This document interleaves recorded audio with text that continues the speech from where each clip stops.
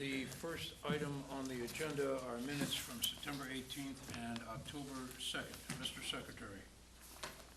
I'd like to move the minutes from September 18th and October 2nd for approval. I'll second. Discussion. All those in favor? Aye. Aye. Opposed? Abstained. I have to abstain because I wasn't there on October 2nd. Okay. You abstained from the October 2nd Yes, but minutes. approved. Okay. All right, September 18th. Fine. The next item on the agenda is an approval not required. Plans received between October 3rd and October 9th. The first applicant is the Trademans Realty Trust to subdivide on a lot, to subdivide one lot into two lots and one parcel located at 470 Thomas B. Landers Road. Is there someone here for the applicant? Yes, I'm Tom Bunker with BSS Design. We prepared this plan, which I believe conforms to the regulations. It's to create two building lots and a non-buildable parcel as a buffer strip in the back. Not a building lot. Okay. All right, comments or questions from the board?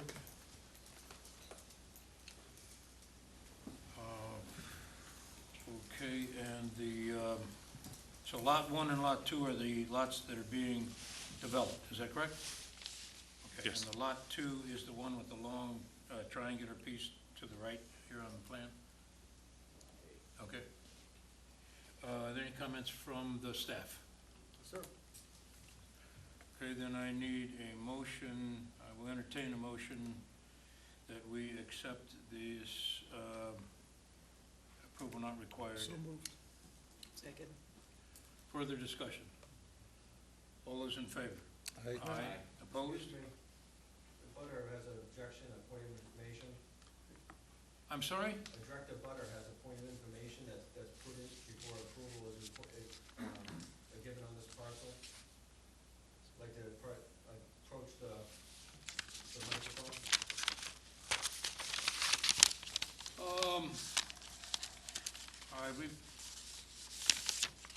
It would have been better if you'd spoken up earlier. Please take the podium.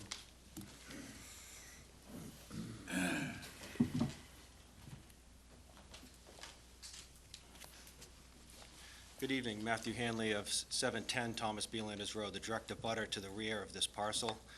I apologize for my abrupt interruption of your proceedings, but I'd like to make it clear to the board that there's currently a lot line conflict between these two parcels, and there has been a claim filed against the title insurance company that did the title insurance for 740 Thomas B. Landers Road.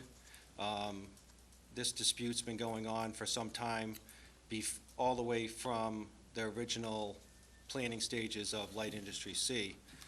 My attorney... Mr. Chairman, point of order. No? You need to focus on the decision criteria of the board for an approval not required plan.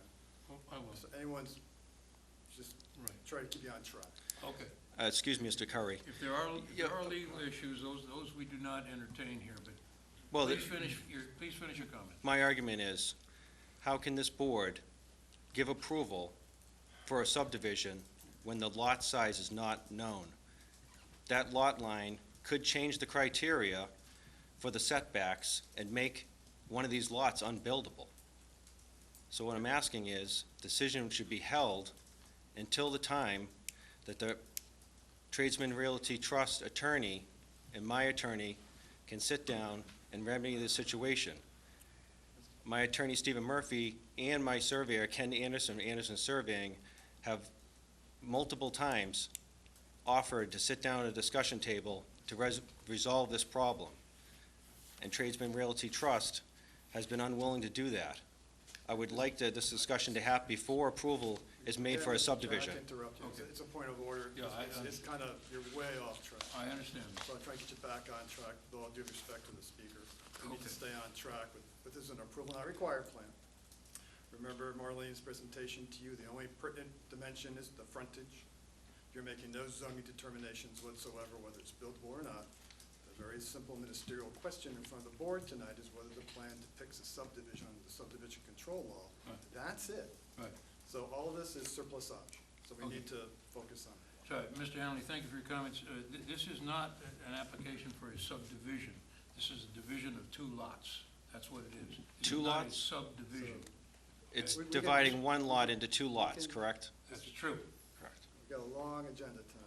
I can understand. tutor the speaker later on, but the board's time, it's a ministerial act, routine in nature, doesn't confer any building status. Is it a subdivision under the subdivision control law? Everything else is surplusage. Okay, and just so that you know, that stamped on this plan is a statement that says, "This endorsement is without regard to zoning and buildability, and the plan shall be subject to other notation therehereon." Okay, And again, for the education of the board, it's not a hearing. I know. So you need to understand that the property rights of both individuals, you can't start conducting a hearing. Right. It's all right. If That's this was a done. hearing, we would be soliciting public comment, Right. and also, in addition to you, Mr. Hamley, but anybody else would be free to speak. So thank you very much for your comments. As far as the planning board is concerned, the criteria for agreeing that this is an approval that is not required has been met. And then, All those, sorry, but I'm going to okay, ask you to... that's fine. I will take it up at the next planning board meeting that will discuss buildability of these lots. And this will be handled through legal matters. But you cannot approve something that, those measurements are not proper and have not been approved by the state of Massachusetts. We are going to approve what's in front of us. All those in favor? Aye. Aye. Opposed? Abstained? Motion carries. Is that the disputed land? I don't know what the dispute is on this. They're creating a buffer. Here's his lawyer, Murphy is the trustee. They pay The next item on the agenda I think it might not even- is an approval not required, Eric Sokol, to create one unbuildable parcel located at 821 West Falmouth Highway, West Falmouth. Is someone here for the applicant? Yes, good evening, Mr. Chairman. My name is Steve Doyle. I prepared this approval not required. I have a markup here showing this property located at 821 West Falmouth Highway. It's about a 2.3 acre residential property with a single-family dwelling. We're proposing to create that odd L-shaped piece of parcel here, shown in blue. That would be conveyed to the southerly abutter, Mr. Sokol. That parcel is about 3,800 square feet approximately, and it is not a buildable lot and is so stated on the plan. And the purpose of it is to give that new owner... Mr. Sokol has a right-of-way that you can see there that goes out to West Falmouth Highway. Yeah. So this is an opportunity for him to acquire a good portion of that right-of-way. Okay. Any questions or comments from the board? Comments from the staff?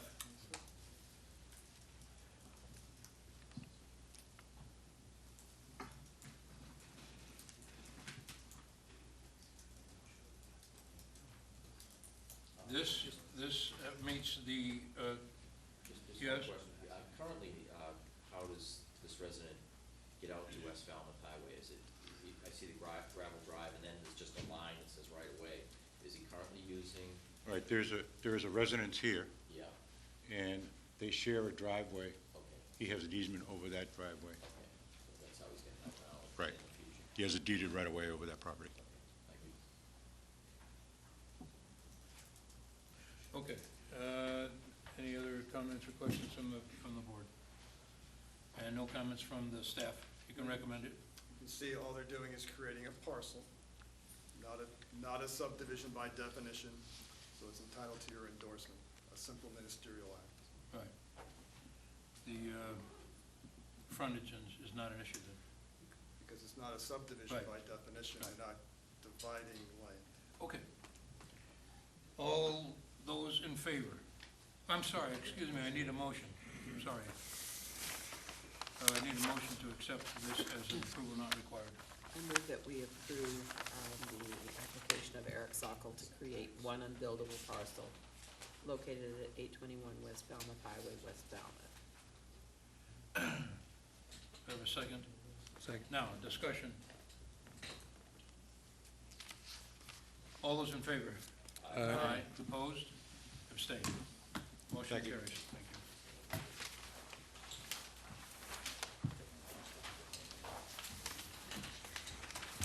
It's a big job.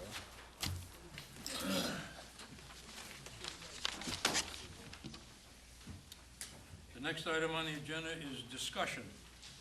FW Webb Company site plan review to raise existing building and construct a 24,652 square foot building for a wholesale, retail, and warehouse and plumbing facility on 1.36 acres located at 171 Worcester Court. Is there someone here for the applicant?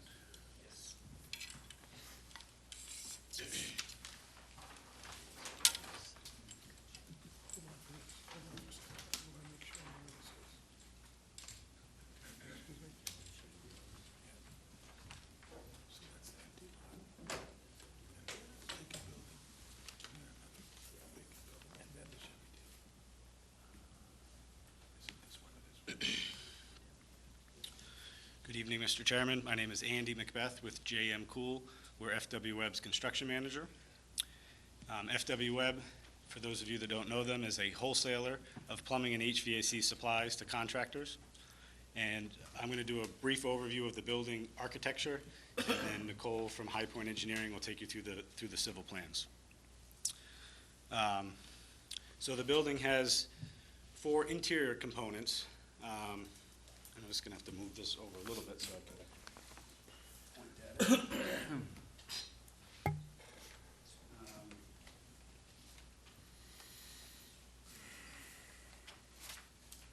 Okay, so this big space here is the self-serve, which is intended for contractors, plumbing contractors to come in and purchase small pieces and parts. And this is essentially the front door to the facility. The next component we have is the showroom, which has a side door, which I'll show you on the elevations, which is for plumbers, customers to come in and look at displayed items. It's mostly a display space, and that will show tubs and toilets and fixtures and things of that nature. There's a small office in the front here, which is a couple thousand square feet, for 5 or 6 people with a break room and facilities. And in the back, we have a small warehouse with 2 loading docks, which is roughly around 3,000 square feet. There is a second floor mezzanine, which is over the center of the building here, which is 6,500 square feet, and that's purely for storage of large things like tubs and things of that nature. And then the roof plan, which you'll also see on the elevations. Here's the front door here with the self-serve entrance. Here's the showroom entrance and the office entrance. We are proposing a solar array on the roof. Still working on the final sizing, but somewhere around 60 kW is what we're thinking, enough to power the building, all going well. So that's that. Let me just show you the elevations.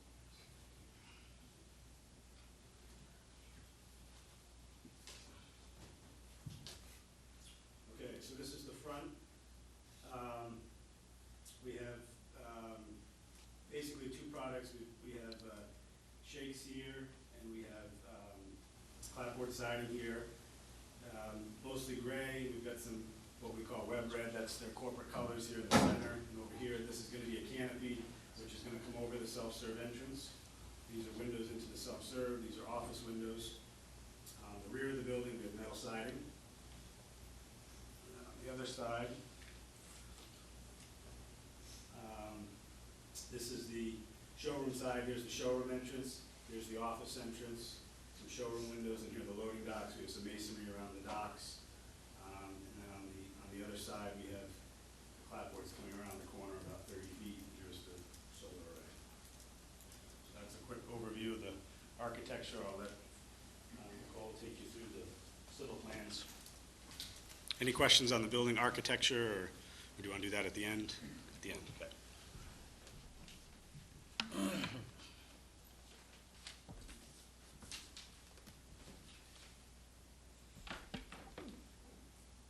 evening, I'm Nicole Duffy from High Point Engineering, site engineers for the project. The existing development will be at 171 Worcester Court, which is the current location of Clements Auto Service. In this building, as you can see, the majority of the lot is paved or developed. There's an existing garage in the back that sits on a concrete pad.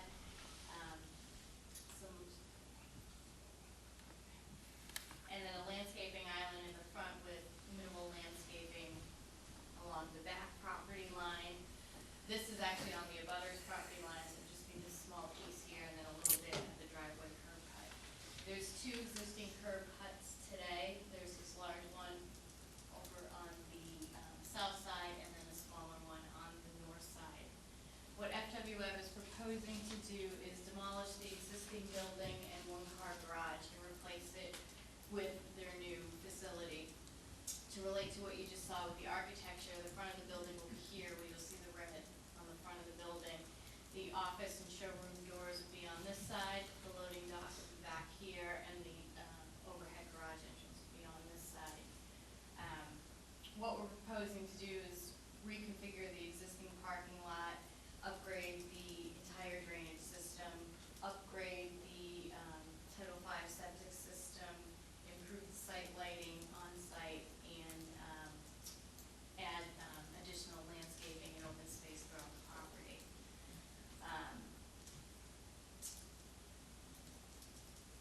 What you'll see today is in the back of this area, we are in a 100-foot buffer zone to a coastal bank. As it exists today, the majority of that buffer zone is paved or taken up with impervious structures or buildings. What we're proposing to do is kind of square off the pavement in the back within the zone A of the buffer zone, which will be approximately a 3.8% increase in impervious area back there. And we're adding some landscaping within this island, and on this side of the building, we can also increase the pervious area within the zone B, so we'll make an improvement to what exists today. Does anyone have any questions? Did you say in the back you were increasing the impervious? Or- Pervious. Oh, okay. Pavement, we're adding more, decreasing pavement and adding more Okay. pervious area.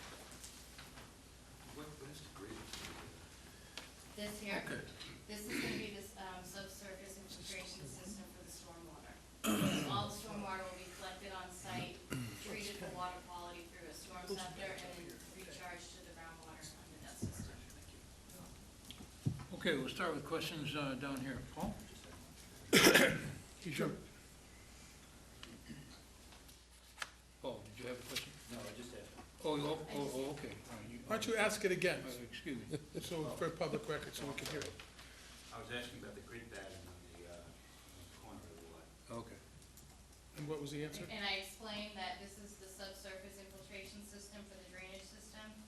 The entire drainage system will be collected on site, treated through a water quality unit, and then discharged to the recharge unit where it will be discharged back to groundwater. Can I follow up on that? Yeah, go ahead. Water quality unit, is that just a settling pond? It's a storm scepter 900. And we have calculations for that to show the removal ratings that we receive. Bob? So, Jim? follow up on that question, so the entire runoff of the entire site's put into that system, is what you're saying? The roof and all the pavement all goes right there? Correct. That's right. Anything else, Jim? Nope. Rich? Questions? I didn't ask any questions. I just wondered if you had any. No, not really. I do wonder, how close is that to requiring, creating a lot coverage issue? I didn't. Lot coverage. What's the lot? The existing and proposed. I don't have it on here. It was like 90%.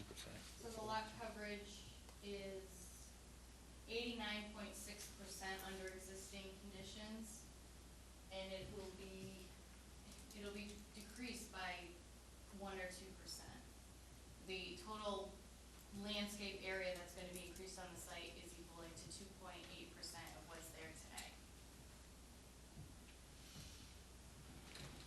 Doug? What type of septic will it be? I haven't really had a chance to look at. It's a Title V field that'll be in this area. Is there any chance that you would consider a denitrification? We did, and we're actually decreasing the existing nitrogen from the existing use. So we went through this process with the Cape Cod Commission, it was determined that it was not required for this property. Okay. Pat?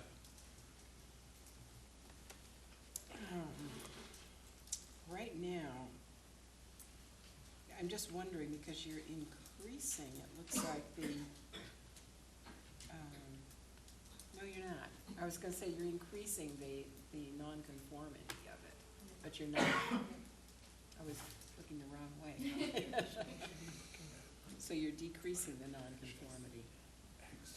We tried to improve as much as we could from what existed today. I have a question about drainage. In the rear of the property, does it slope to a, is it slope or tapered to a catch basin there? It is, there's several catch basins that are gonna be proposed throughout the site. They'll have a catch basin here, where everything will kind of go to the center of this paved area, Yeah. into this catch basin. You have what's called a grass channel on this side, which will collect sheet flow from the front of the parking area. It'll detain it for a while through a corbe, and then it'll make its way down to a catch basin at the very end. We're going to another catch basin here, and two more at the back of the property. Okay, so the water's flowing towards the rear of the property. How does it get into the catch basins? The pavement is. These are low points. Okay, those are low points, okay. Okay. Yes, Paul? The loading dock is in the back, so you're driving over this drainage field, is that correct? Yes, it is H20 loaded, the field, it's rated for H20 loading, which allows for. Because there'll be pretty heavy heavy trucks traffic. coming into this facility. Yes. Bob? Could you explain the traffic flow coming in and getting around and, This driveway on this side will be a one-way. Trucks will enter through here, make its way back here, into the loading dock, and then out on this side. This driveway in the front will be one-way as well. This driveway will be two-way for more customers and employees to use. and are employees gonna be parked along the side there, or is there gonna be an area for them outside? No, it'll be, they'll be parked alongside, I believe there's a maximum of 6 employees, is what they anticipate at full build-out, so they will be parked outside on this side. We wanted parking. And, this is mainly contractors. It's not something that you'd go to shop at day to day. Okay, comments from the staff? You have Marlene's staff report in front of you this evening. Everything's pretty much checked off as a non-issue. There are a couple open items. Have they been We did addressed? get everything back from the engineers, peer reviewed the storm design. We're looking for something from the design review. We'll have something for you before your decision, and the Board of Appeals holds a hearing on this, I believe, on the 18th. The Board of Appeals special permit is for non-conforming, pre-existing It's for, non-conforming? modifications of the existing commercial property. Okay. And design, you haven't been before design review yet? We have, You have? yes. Do we have an endorsement from them? It's not back yet, but I'll find out what that is. I'm sure it's just fine. All right. So that takes care of those, and there was the issue about coastal ponds. Yeah, we were actually before the Conservation Commission for an NOI for work within the buffer of that coastal pond on September 26th. We were approved pending the issuance of our DC bylaw. Okay, so we're waiting on that. Right, and the reference in the staff report to coastal ponds is the overlay district for nitrogen abatement, but because this project has less nitrogen, and because it's in phase 1 of the supposed sewer area, the board has, like Mr. Black's project, has not required enhanced nitrogen removal septic systems. Okay. Any other questions? Yes, Jim? What's your status with the Cape Cod Commission? Complete. Totally approved? Yes. Okay. Just one question, is this gonna be an additional facility for the company, or is it, another facility is being moved to this location? This will be a new location. Brand new. They're currently in Hyannis, and this will be in addition to that. Okay, any other questions or comments from the board? Okay, if not, we thank you for the presentation, and we will be discussing this probably at our next meeting. We'll try to get a decision here by the end of the month, but we'll see what we can do for that. Okay. Thank you. I thank you.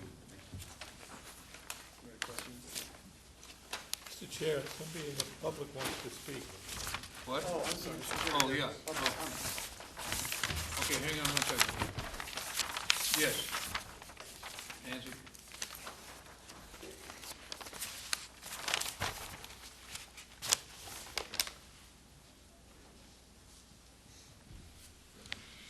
Nancy Hayward, West Falmouth.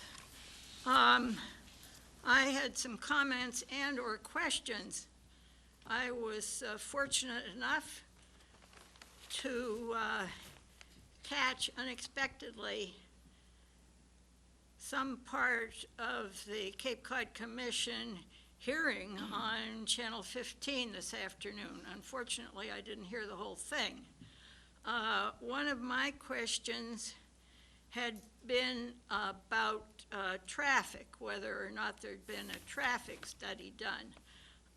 What I did hear was that there's something like that, there must be supposedly some traffic impact, because what I heard was, if I heard correctly, $4,268 in traffic mitigation that they are going to have to pay to the town. And can anyone confirm that that number is correct? And then a question had been, do you all get the Cape Cod Commission report? So you've read the Cape Cod Commission report about this project? Well, the answer to the fact that the Cape Cod Commission report, we do not review the report. We either get a thumbs up or a thumbs down, but our staff does look at it. Okay. The question about money for traffic mitigation, maybe the applicant can answer that, but if you are reducing traffic from what the previous use, my guess is you're not being required to do that. Could you please comment on that? Yes, Please, please. The number is correct. We are reducing the traffic, and that's the reason that the number is so low. If we weren't reducing it, the initial number that we were looking at, if I recall, was somewhere just under $100,000. Okay, so the dollar figure is what? It's about $4,268. That sounds about right to me. $4,200? Okay. 268. One second. Okay, thank you. Any other comments? Yes, a couple of other comments. I'm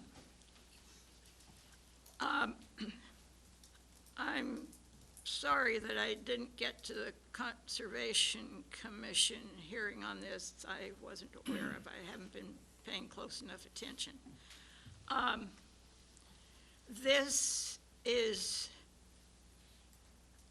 in a watershed to Little Pond, is that correct? Can someone confirm or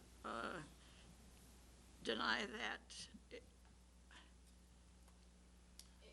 Mr. Chairman, can you ask Mr. Curry if this is? No, I'll ask the applicant, Okay.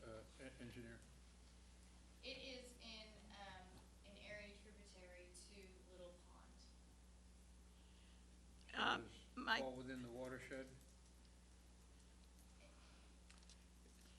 It's Yeah. more for the nitrogen loading that it was. It's not really in the watershed district. It's not in a watershed overlay district.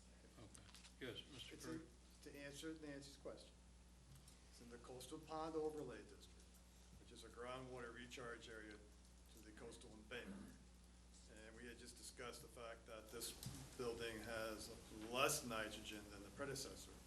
That it's in the phase one of the supposed sewering, and that Little Pond under the zoning bylaw doesn't necessarily command, it's a stabilization area, it's not a high-quality area. A denitrification system, this board has in the past not required them in this area. Yes. now, Mr. Ms. Chairman, I believe the report on Little Pond from the Mass Estuaries Committee is in, and Little Pond is a zero nitrogen input location.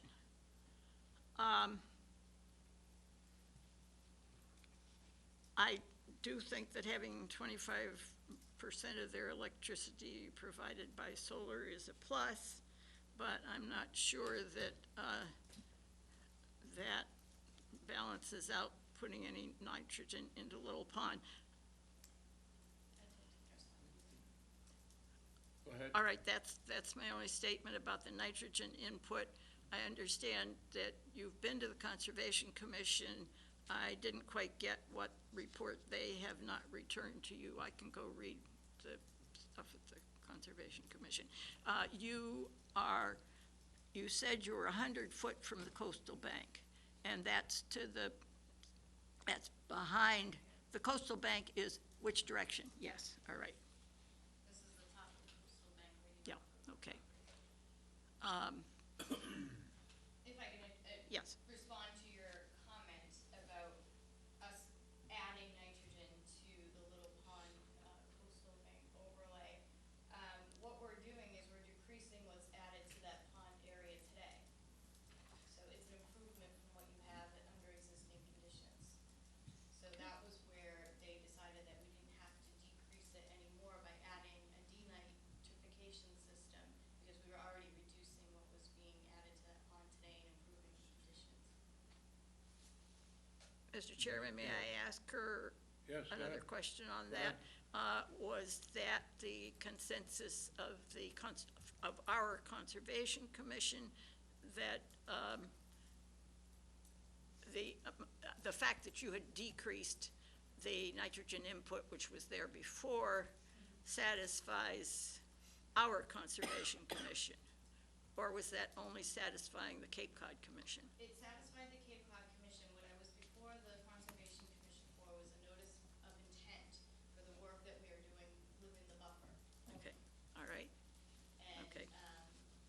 There were no comments from the staff, no comments from the board. They approved the project without any additional conditions pending the issuance of our DEP final number. Thank you. Mr. Chairman, I have one further comment to make, and that is that my understanding from what I heard on the Cape Cod Commission was that there were no environmental impacts type thing associated with this, and I'm a little unclear about how the location of this property relates to the Spring Bars Road property, which does have sensitive environmental areas on it. And since I don't have good mapping of that, I just will say that's something I've wondered about. Thank you.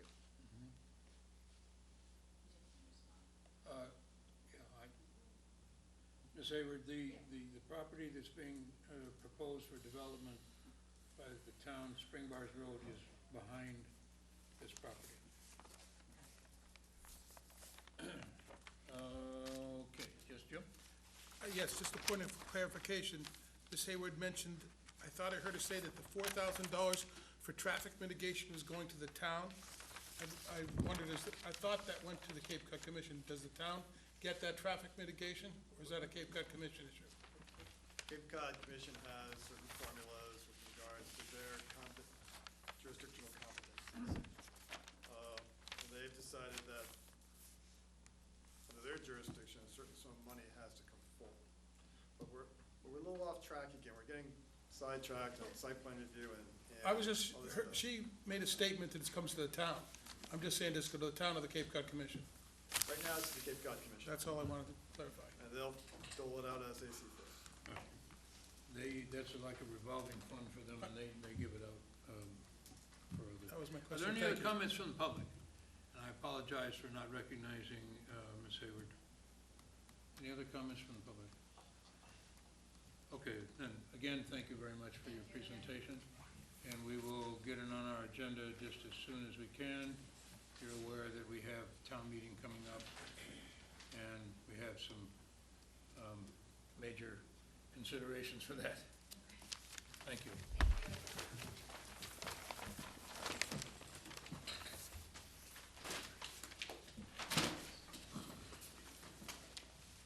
Next item on the agenda is a discussion, Green Cove LLC and Falmouth Air Park Homeowners Association, modification of a definitive plan and special permit to recombine 52.14 acres of land located at Lot 18 Timothy Bourne Cartway and the Falmouth Air Park designated open space, East Falmouth. We had a presentation and discussion of this previously, and I wonder if the applicant has any further, anything further before we begin our deliberations. Yes, sir. Eric Turkington, representing the applicant. We got a request today from the planning board, from one of the members, passed to the staff for a copy of a certification, let's see.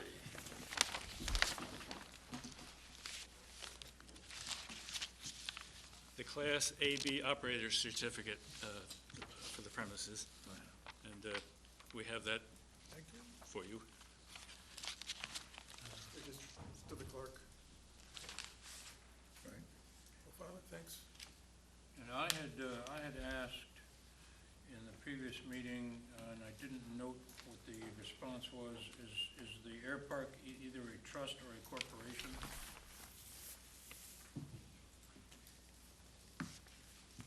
It's corporation. Thank you.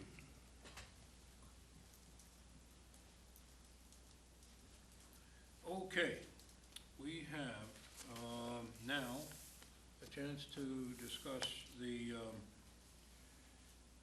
special permit that would be required to allow this swap of land. And I will entertain discussion. We'll start down at the other end. Rich, do we have any comments or No? questions about the proposal? No? Okay. Doug? No. None? Pat? Jim? No? Bob? Paul? I would just like to say, I think the addition of open space near the runway would be a big improvement in the operations facility. Okay. We are required to approve at least 4 out of the 7 criteria that's presented before us in the regulations. And so we can go down those one at a time if you like.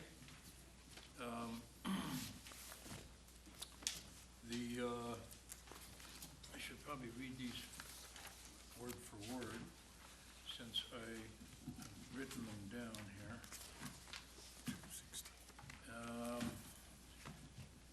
Section 241.23. And for the benefit of the public, I will read these, this paragraph. The planning board may permit the use of the planned residential development district if in the planning board's sole judgment, and these are the 7. A, agriculture or farming activity will be preserved and protected from redevelopment. So a discussion on that. Doesn't seem to And- apply. Okay, so I've had 2 comments that it doesn't apply, so Does everybody pretty much, are there any objections to the fact that that does not apply? Okay, so then that's an NA. The second, the natural integrity of environmentally sensitive or wildlife habitat areas will be enhanced, made better, in other words. Comments on that? Does anyone feel that this proposal will, in fact, enhance the wildlife habitat? It's a swap of properties of open space. Will it make it better? We don't have any data on that, or do we? Do we have somebody that would tell us how that could be? I mean, No? I'm not saying it won't, I'm not saying it will. I don't see how we could make a finding on that based on what we have. Yes, I don't Doug? see how we make it worse. I would say that it improves the natural habitat by the fact that it's a better location for it. That's the only thing I could say. Otherwise, it's an even swap. And why is it a better location? For public safety, for the proximity to the runway. I guess it's better for humans, really, but for nature, I'd say it's an even swap. So, are there any other comments? Is up or down for whether it enhances the wildlife habitat? I didn't see any. Pat? I think we can't say that it does or it doesn't. I think it would be applicable to the original approval that we gave. And it's simply sustaining the reasoning for the original approval. One of the reasons. So your point is that it doesn't enhance it, or it does? It doesn't enhance it. It originally enhanced it by preserving this as open space. Right. So by a switch, it's neither here nor there, it's neither negative nor positive, but it is applicable. Because it exists, we're not taking it away. Right. Other comments down here? One thing I don't really see on this is, I'm looking at this plan, and I was looking at it, and I was saying, well, if we have open space, that's open space, and we're looking at wildlife, well, one thing that is really important for open space is, you know, critters don't know boundaries. So if it's contiguous with other open space, well then, even though it isn't their property, then that is a plus. If it interrupts that kind of contiguity, then it's a minus. And I'm not sure how that applies here. I mean, I don't have enough information to say whether that's true or not. Brian, did you have a comment? Again, look, to help the board's discussion, look at the criterion, special permit criterion. The key words are natural integrity. So if you have a long, narrow neck of open space, as opposed to more contiguous open space, that integrity is enhanced. So look at it that way. You may not know the specific species or what might be in there, and that's kind of what we're looking at, but is this configuration enhancing the integrity of this area, this open space? That's my problem. I can't tell from this just how that's working out. I can't tell from this plan, and nobody's here to tell us. Well, then let's move on to the next one, and perhaps I can find some fact-based stuff in the file for you to help your decision. I can't see it on this Okay. plan, one way or another. Either this decision or the predecessor decision. Yes, Jim? Well, in my opinion, this is adding more open space to existing open space, so there's a lot more continuity. Granted, there are planes that fly over from time to time, but, you know, most of the time, it'd be better than having houses here. So I think if in the future, if that's what we're thinking this could possibly be, to have the open space contiguous to all this other open space is an enhancement in my view. Well, that's what it is, Well, yeah. I don't think we can take into consideration future development in this case, myself. I'm looking at these parcels as sort of an L shape. You've got Lot A, You've got partial Z down at the, which is contiguous to Lot A, and you've got partial X. And all of these look to me as though they're all designated, well, they're designated as open space, and they're all undeveloped, and they all look like they're wildlife friendly to me. So I personally can't see where swapping the two parcels enhances the wildlife habitat. I just don't see how it does that. It all looks like one big chunk of undeveloped, vegetated area. So that's the way I'm looking at it. All right, it looks like we need to do some more, get some more background on that. I don't know whether you want to have the town's, what's the department I'm thinking of? Natural resources? Natural resources. If we want the Department of Natural Resources to take a look at this and get us an opinion or not, is that what you're looking for, Rich? Yeah, and again, like Brian said, I'm not so much concerned about getting into specifics about species as I am more into how does this affect either creating isolated open space as opposed to being more contiguous to larger open spaces that may be in the vicinity. Okay. Is it then the consensus of the board that we go ahead and ask the Department of Natural Resources to give us an opinion on that particular aspect of this application? Yes, Brian? Well, let me see if we have something on the record for you first, because the hearing's closed, but we'll generate something for you that's tenable. Okay. All right, we'll go on to the next criteria. That one is open. Currently, it's open for now. The next one is scenic vistas will be highlighted and preserved. I don't believe there are any scenic vistas in this particular proposal that I can see. Does anyone, everybody's visited the area, does anybody have any comments on this? Is this another non-applicable I would say. criteria? Yes. Are there any objections to that? Preserved for whom? Pardon? Preserved for whom? Preserved for the general public? Yeah, I'm guessing, because who else uses scenic vistas and vistas? Okay. The public, I mean, whatever.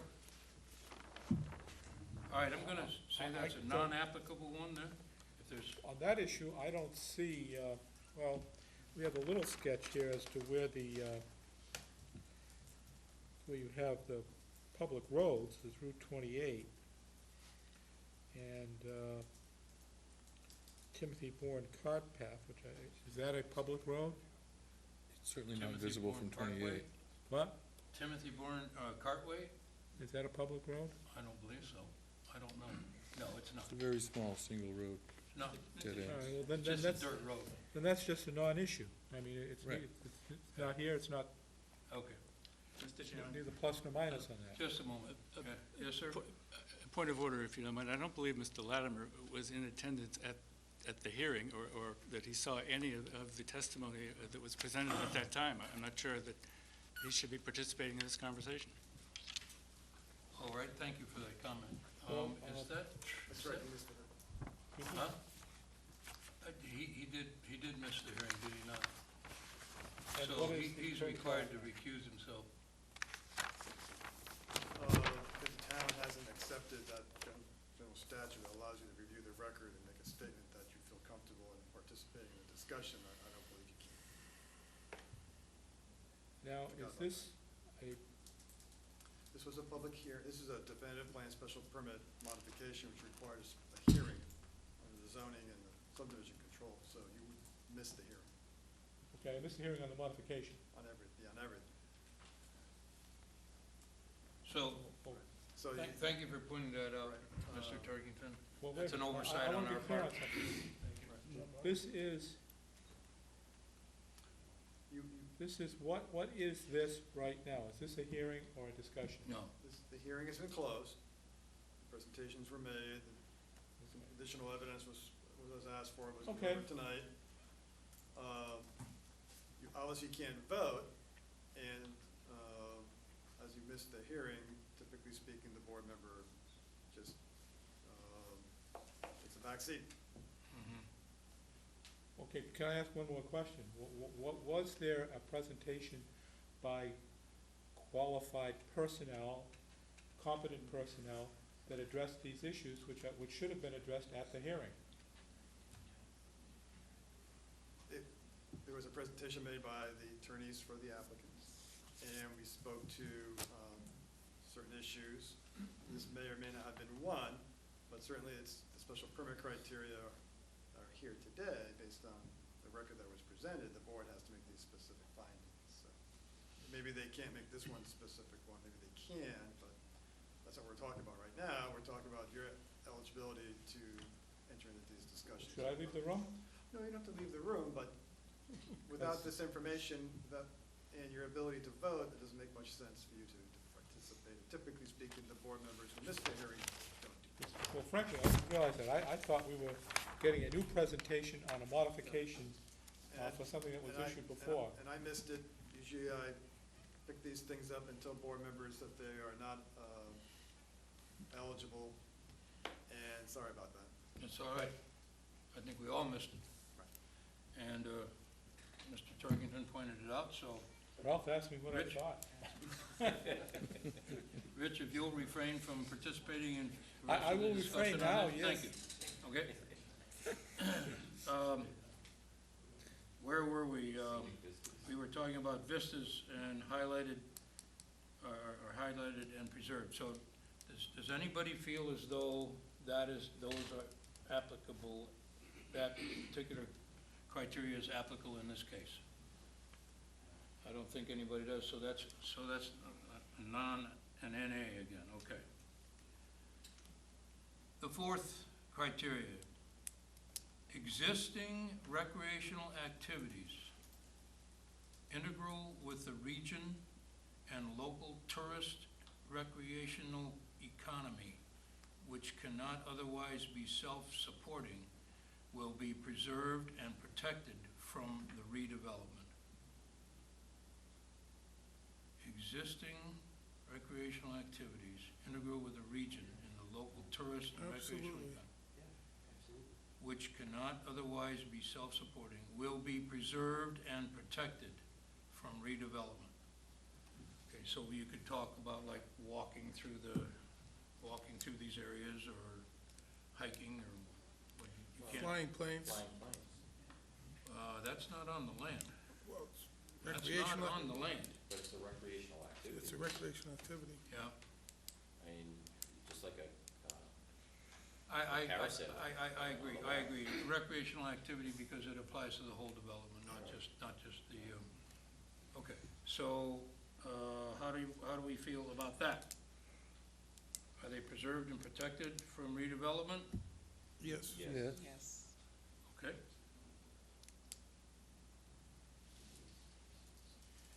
Number 5.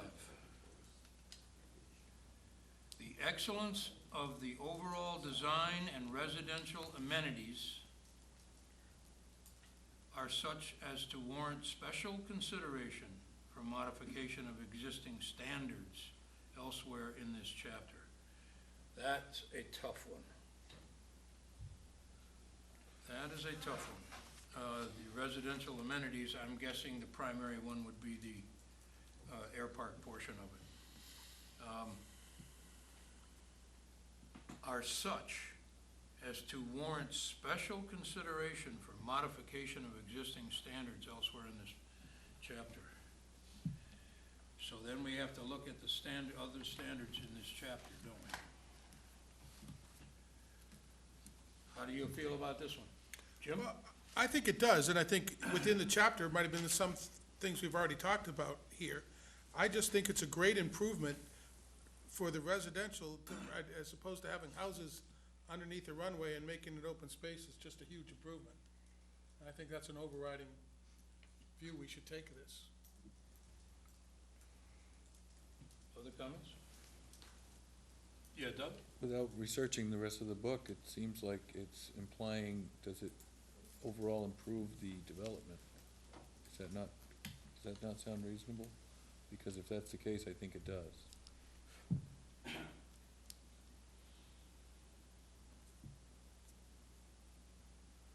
It talks about special consideration for modification of existing standards elsewhere in this chapter. So you'd have to know what those all of those existing standards in the chapter are. Mr. Chairman? Yes, Mr. Curry. The other standards would be, more applicable to the original development, like the lot sizes, the types of the development there. Whereas they are proposing any changes to that then you can almost make a finding. You may want to consider simply making a finding that there's no change in that original designation, because yes, it's a modification, but the focus and the scope of this decision is mostly on the open space. So are you saying that you think it doesn't apply then?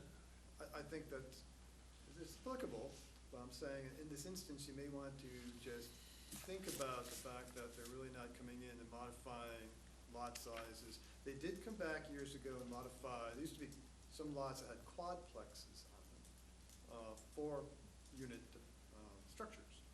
And they came back some time ago and modified that, and the board was looking at that. In this instance, the application is just for the open space portion only. The relaxation of other standards, your predecessor boards, and when it came to like lot sizes and lot coverages and whatnot, had made those findings. So it might help the board just to understand that that decision had been previously made, and they're offering no changes to that, but they are offering a change to the open space configuration. Or you can simply look at the overall design of the subdivision and make that finding, tabula casa right here and now. It warrants, you're issuing this special permit because cluster subdivisions are what you want to see, and this one is a design that's been standing for the past 26 years. Okay. Other comments, questions? Could I make a brief point? Yes, sir. Okay, thank you. My name's Paul Glenn. I represent Green Cove also, and the Air Park people are here again tonight too. But just a brief point. It's really just to emphasize what Patricia Kerfoot already said and Brian just said. All these criteria were looked at when the first decision was made back in 1986. This decision for the special permit was already made. I'm just repeating what they said, but I'm not going to say anything else other than this one point. And when Attorney Turkington was here a couple of weeks ago, I think we did go through all them, how this change enhances everything, but the planning board really made the decision in all these in 1986, and there's really nothing here that would make any of those worse. I mean, they really make them all better, all this, and we're not changing that. So that's my only point, Mr. Chairman. Thank you. I had asked you, Brian, earlier, whether or not these 7 criteria were considered in the original application, and whether this regulation was in place then. And what was your answer to that? I believe this was voted back in '83, and the latest revision is April of '86. So it was in place at the time of this decision. Okay.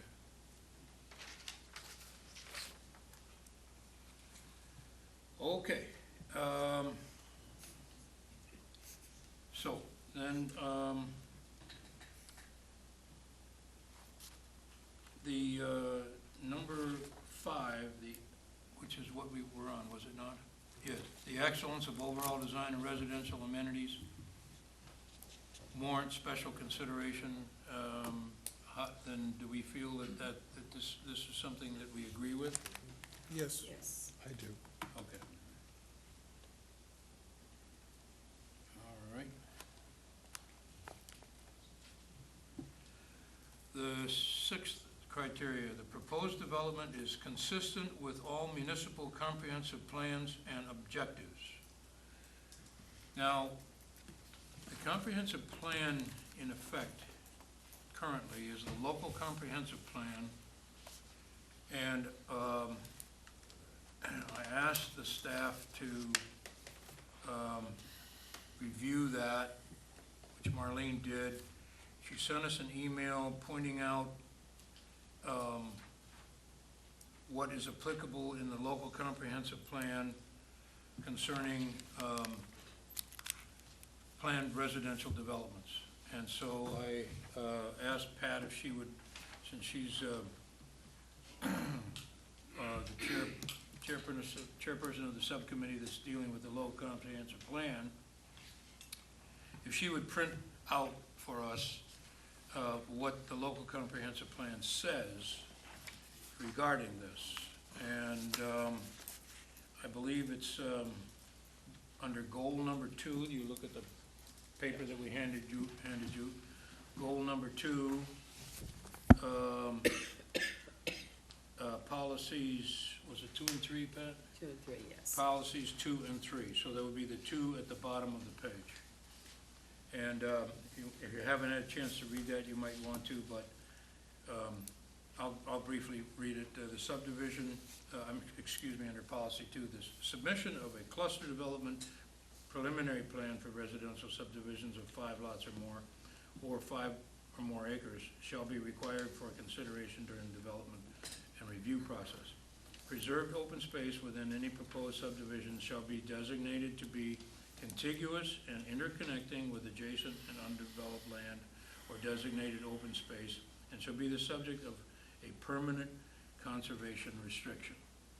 So there's a key sentence right there. The purpose of the plan is to best configuration for the best configuration of open space if vacant adjacent land is later developed,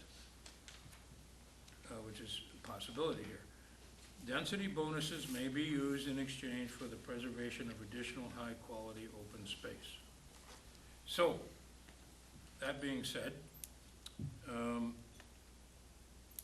since this is a designation of different open space, I would have a question for the applicant about the permanent conservation restrictions, whether or not they have been placed on the open space that is currently owned by the air park, and whether or not it will be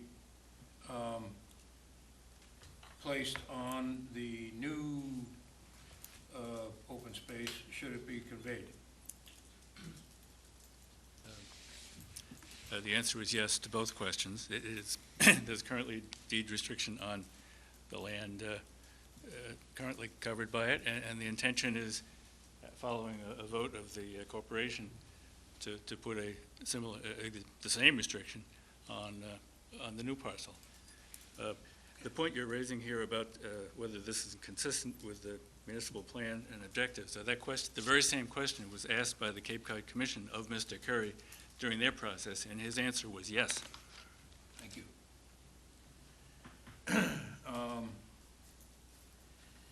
Policy number 3, I'll read. Residential development of 5 or more lots or 5 or more acres shall provide 50% of the lot area excluding wetlands as permanent open space, which will provide benefits to wildlife, residents, and in appropriate cases, the general public.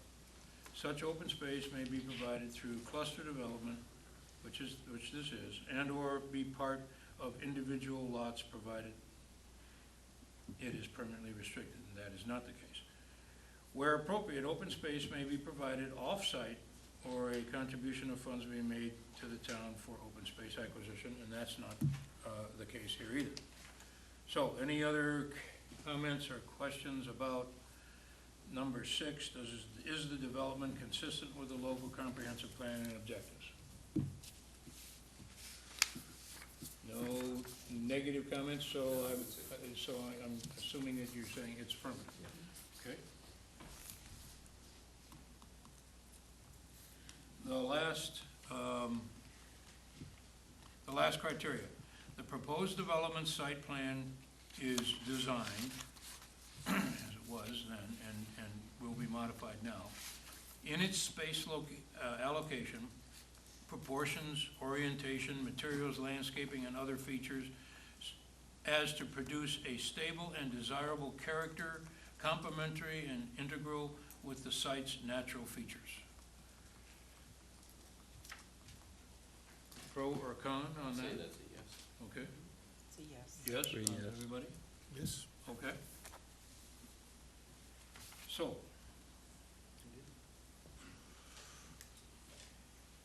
So we have an NA, we have a no, we have an NA, we have a yes, yes, yes, and yes. The last 4 were yes, and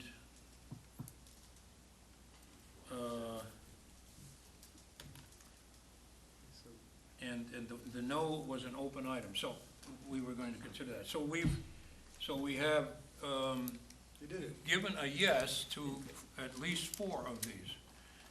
So, that being the case,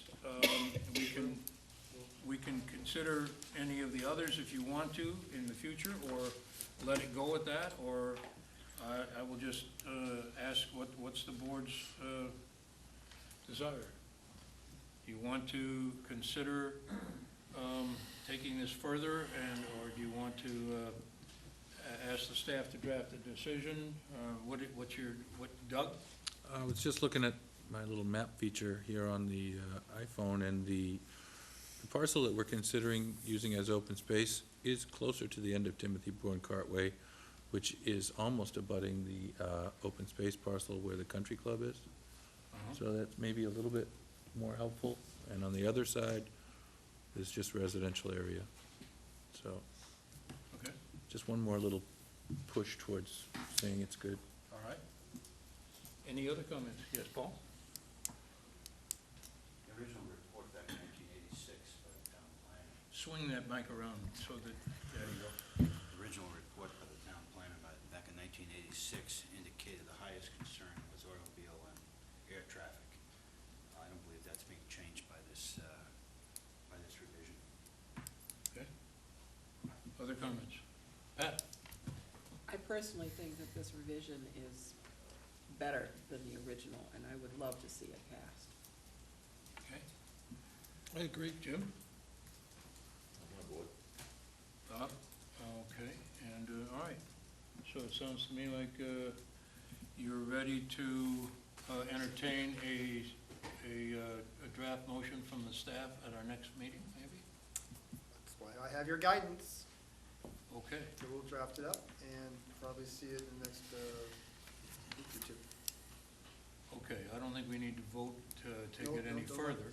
No votes are necessary, Right. just now that we have you on board, Okay, those are the 4 you've chosen. okay. Okay. And I think then, that being the case, I don't think it's necessary for you to work on the wildlife habitat integrity enhanced, which was a question earlier. Wasn't planning on it. Okay. All right, so that's being done, and we thank the applicants for coming, and we will see you, that would be 2 weeks? We have to figure out the schedule because we have a joint meeting with the Board of Selectmen, so we have to. Next week, yeah. either So that or it the may 30th. not be until Maybe- after town meeting? No, we'll be before town meeting. Okay. All right, so just stay tuned, I guess, with Mr. Curry, and he'll advise you Schedule some other when. decisions, Mr. Webb, this one and others. Right. Okay. Probably within All right. Well, we thank you all for coming, folks that are concerned here.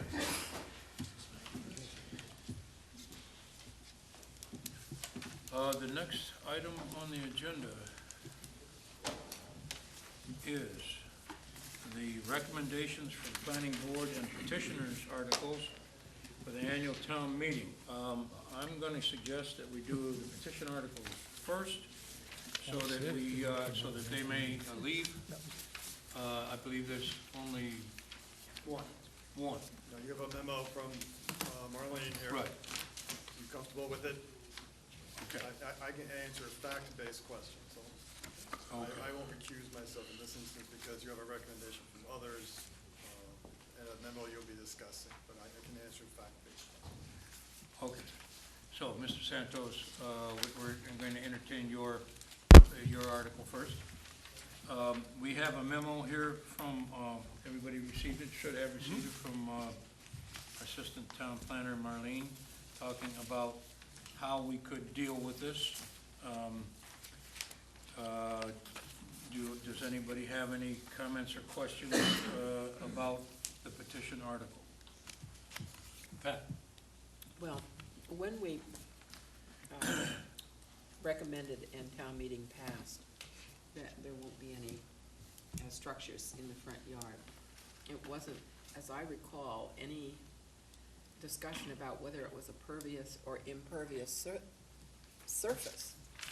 The complaint was that you suddenly had tennis courts with the fencing around, or the net structures, or other things plunk in the front yard. And there were people who just didn't want to see such structures in the front yard. It should be kept to the side of the house. So the question was not whether the surface was pervious or impervious. My own feeling is that I needed to convey that to you tonight as part of what we need to consider in this decision. If you feel that the only thing is standing in the way, whether the surface is pervious or impervious, then it makes sense to say, okay, an impervious surface is better than a pervious surface is better than an impervious surface, if that is the only thing we're dealing with. But I would suggest that it is not the only thing we're dealing with, that it is actually the structure of what would be in that front yard. Well, okay, Pat, you keep talking about the front yard, but but is this, I don't believe the way this is written, it says it's only, applicable to front yards. Well, it is explained. Unless I've misunderstood it. Let me try to just explain that the original article asked for a change in the definition of structure. Right. What this memo suggests to you is that the alternative would be to exclude certain pervious materials, such as pervious concrete pavers and similar materials, under another section of the zoning bylaw, not that section that defines structures, to make sure that the scenario that the board discussed at the hearing, whether or not that would negate the necessity for a special permit for a structure in the front yard. In discussions with the building commissioner, the answer was yes. So you don't want that to happen. So the alternative to achieve the same result would be to amend this 240-69A. You have your bylaws, that's that section of the bylaw that pertains to the entire town in all zoning districts, whether you're a structure or not a structure, accessory or otherwise. It would add a note to it, the exemptions. There are certain exemptions if you look at that section. That would exempt from the lot coverage calculation pervious materials. So if you wanted to have, and this is a joke, we wanted to have a pervious swimming pool. There's a pump that just kind of, you could do it. But it would be excluded from your lot coverage. We feel that this is probably the better way to go than to redefine what a structure is that implicates all those other sections of the bylaw. Okay, so Pat, again, the front yard issue, I'm trying to get my head around that. I may have misunderstood this It goes entirely. away. The front yard issue goes away with this alternative note 3. The article as written does implicate that front yard special permit, because it says structures. If you put the word, whatever it was, pervious in front of it, that's no longer a structure, then it no longer requires a special permit. So the discussion the board had was correct. It does implicate that special permit. And now what do we do? The alternative is the language you see here down here, would be to amend that other section of the zoning bylaw to simply exclude from the definition of lot coverage those pervious structures such as pavers.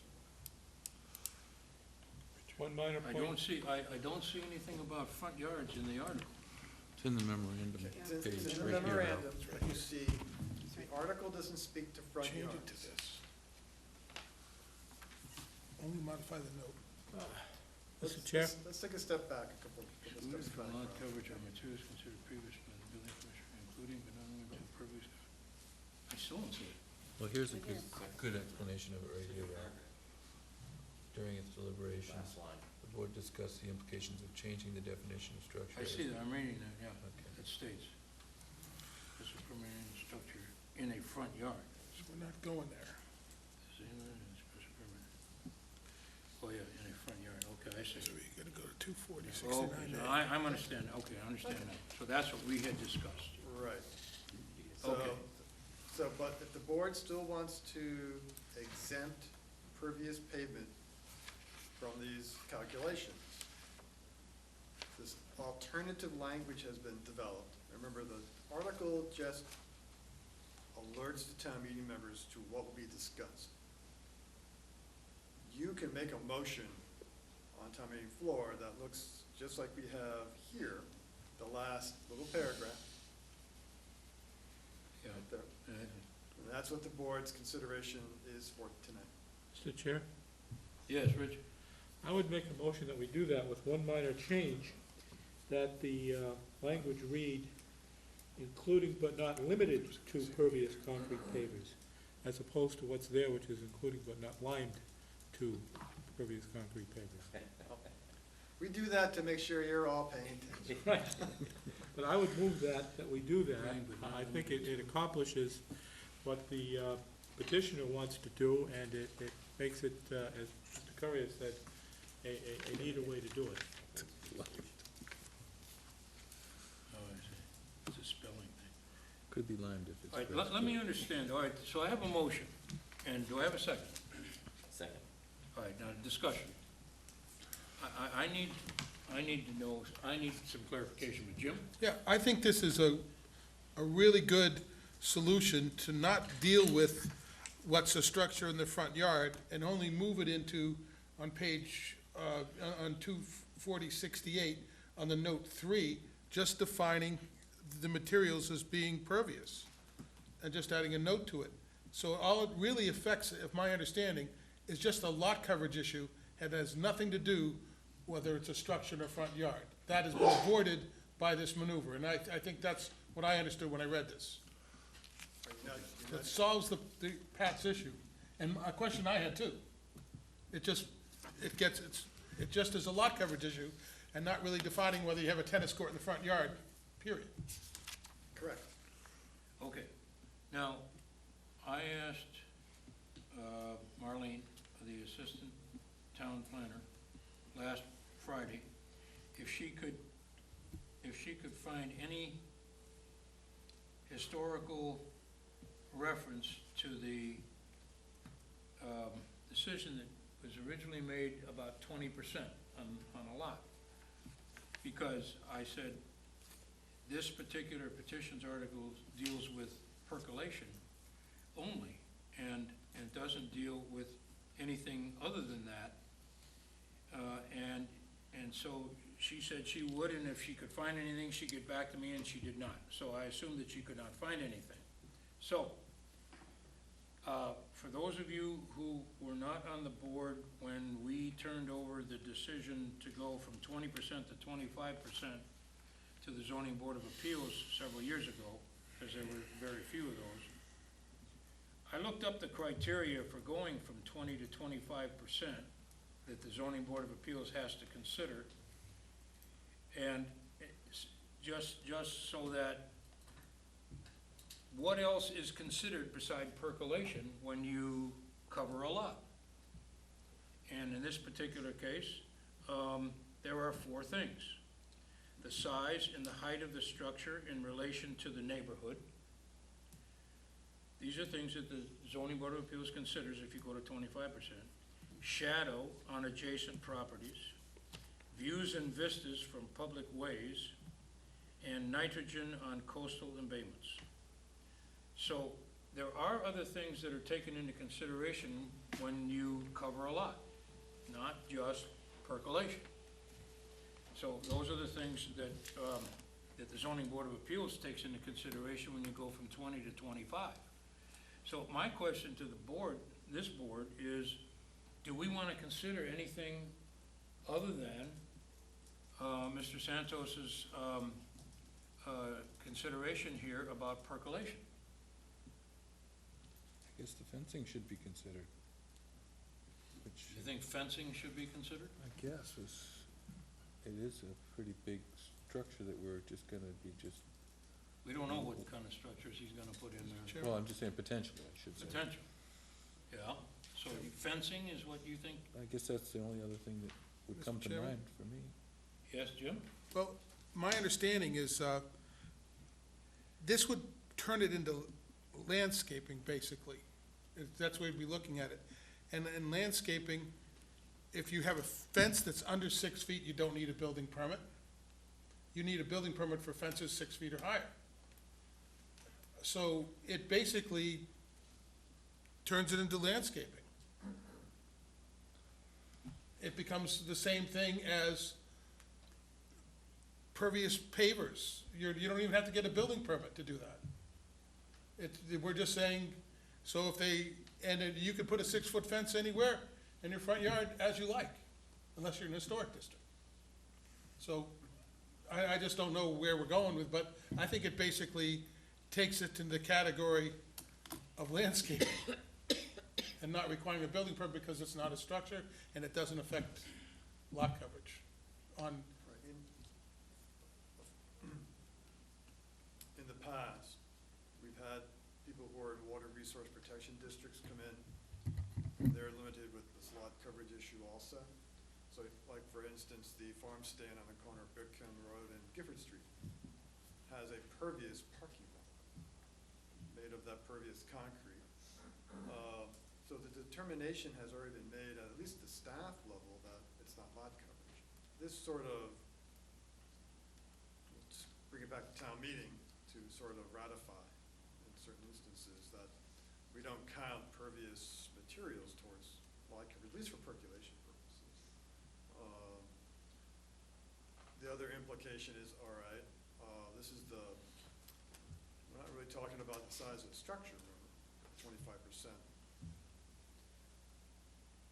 Unless you have a pervious house. But that special permit criteria is for the 20% for the structure. Whereas this note was really towards paving, parking, and structures. But the second ratio, the 40%. 20 to 40. Right, not the 20% for the structure, we're talking about the total lot coverage, not 40%. Yeah, Rich? Now, this language gives some protection against the worst case that you might, because it says, first of all, considered pervious by the building commissioner. And then it gives some criteria in here, which is including but not limited to pervious concrete, pavers, and similar materials. So what it's talking about is, to any reasonable person, it's talking about flat surfaces and not pervious swimming pools. or pervious wind towers. We tried to run the scenarios. Okay, other comments? Okay, Pat? If we are exempting this from our lot coverage requirements and having a son in California on a particular block where all of the lots are totally paved with brick or something else, So that, the only greenery you see are in planter boxes. Are we going to be allowing that to happen? I'm just throwing the question out. It's not likely to be allowed on Cape Cod, but are we going to allow that to happen? By saying, okay, you can cover the entire lot with pervious concrete if you choose to do so, because it's now exempted from lot coverage. Brian's saying, yeah. I think you can already do that. Yeah, I think you already Can you? can, Pat. I think right now, if you wanted to take Gravel. 12 by 12 pavers, that are the ones that could. are pervious, and you want to do your whole front yard, you can do it without a building permit. Just go ahead and do it. My next door neighbor did his whole backyard in stone, Yep, Okay, you already all can. the way down to the water, except for Okay. the buffer, little. In fact, it might be good policy to encourage that. I mean, we have people here in town who are gone for weeks at a time, but they have automatic sprinklers on timers. I was driving around on, when was it, raining the other day, with a friend, and he said, well, look at this, people had their sprinkler going, it was raining cats and dogs, but people had their sprinkler going. But better public policy is for those people who aren't there to have a painted green concrete. I mean, pervious concrete. Well,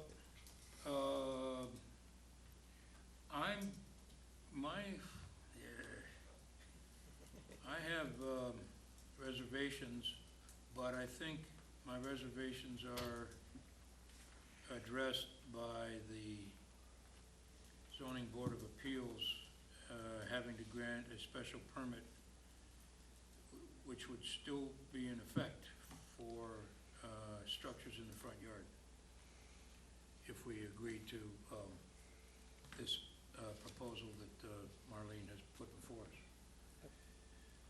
So, you know,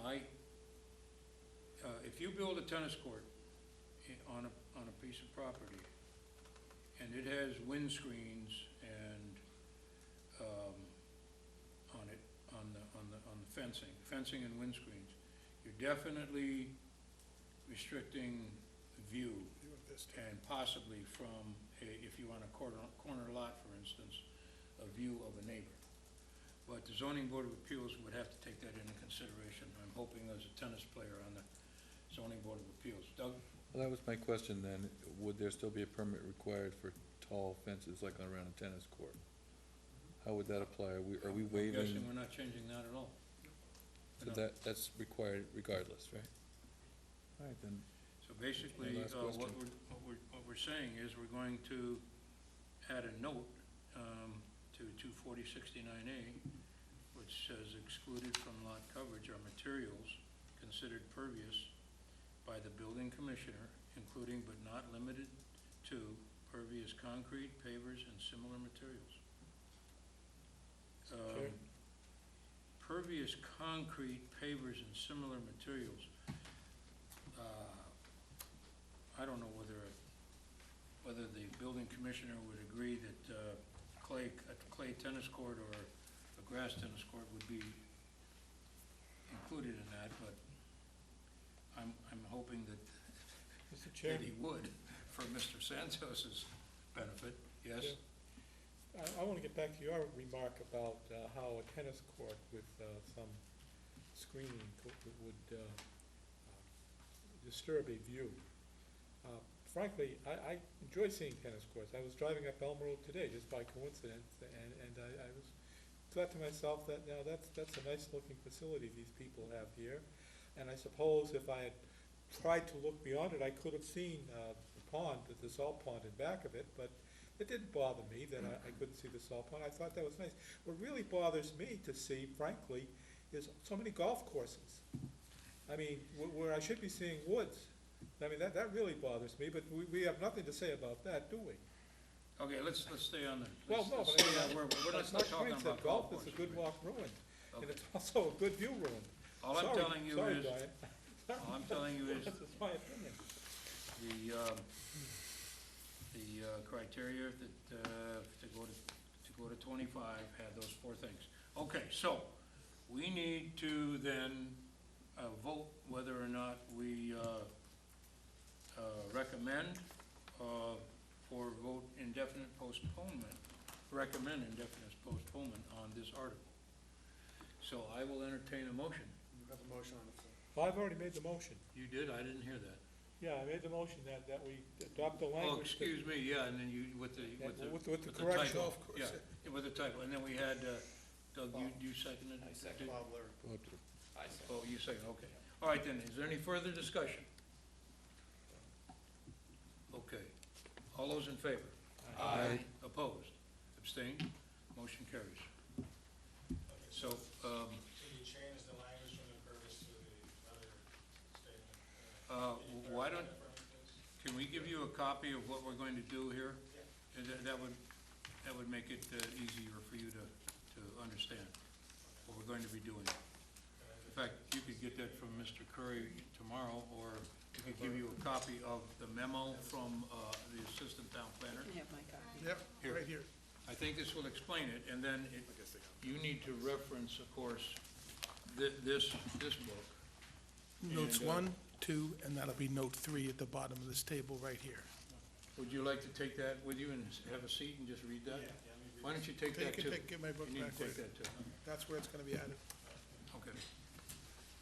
All right, the next item on the agenda is the planning board's article on wind turbines. It's 8:30. I'm gonna declare a 5-minute recess and then we'll get started.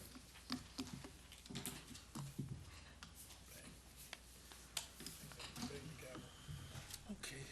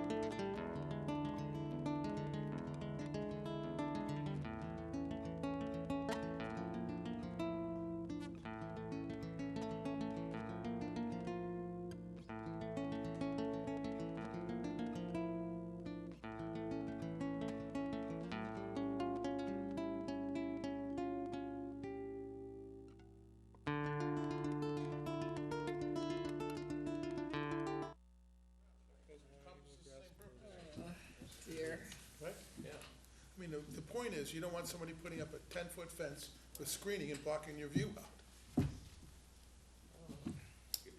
I used to live waterfront across from the tennis court. It would have made a big difference to me. But most residential courts, they don't put in a cycle and type of fence in the city. I mean, they're just doing partial sections. And using, arborvitae type plantings to surround the court. Well, you can still plant 10-foot trees too, that's the other thing. Yeah.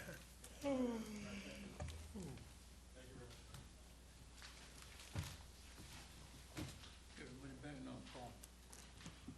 Yeah, I'll just wait a second. Doug isn't here yet. Huh? Doug isn't here yet. Oh, Doug, right, Paul and Doug, yeah.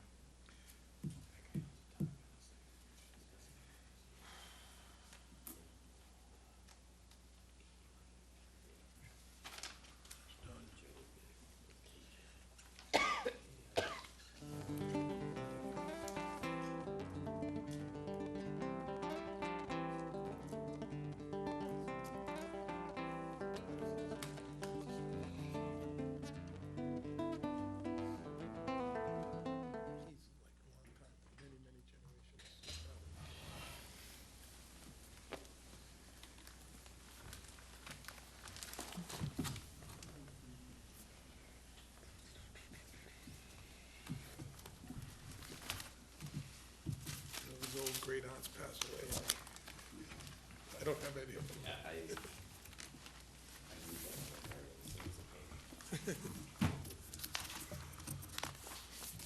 Is that you with the sign out front over there in Simplicity? Yes, What kind I of- got 3 right in the same neighborhood right now. Very convenient. You doing some remodeling? Yeah, kitchen remodel there. And then a bedroom up the road, and then a dormer around the corner that is less visible. All within a mile of each other. What's that? All within a mile of each other. And they're all within 1 mile of each other, the 3.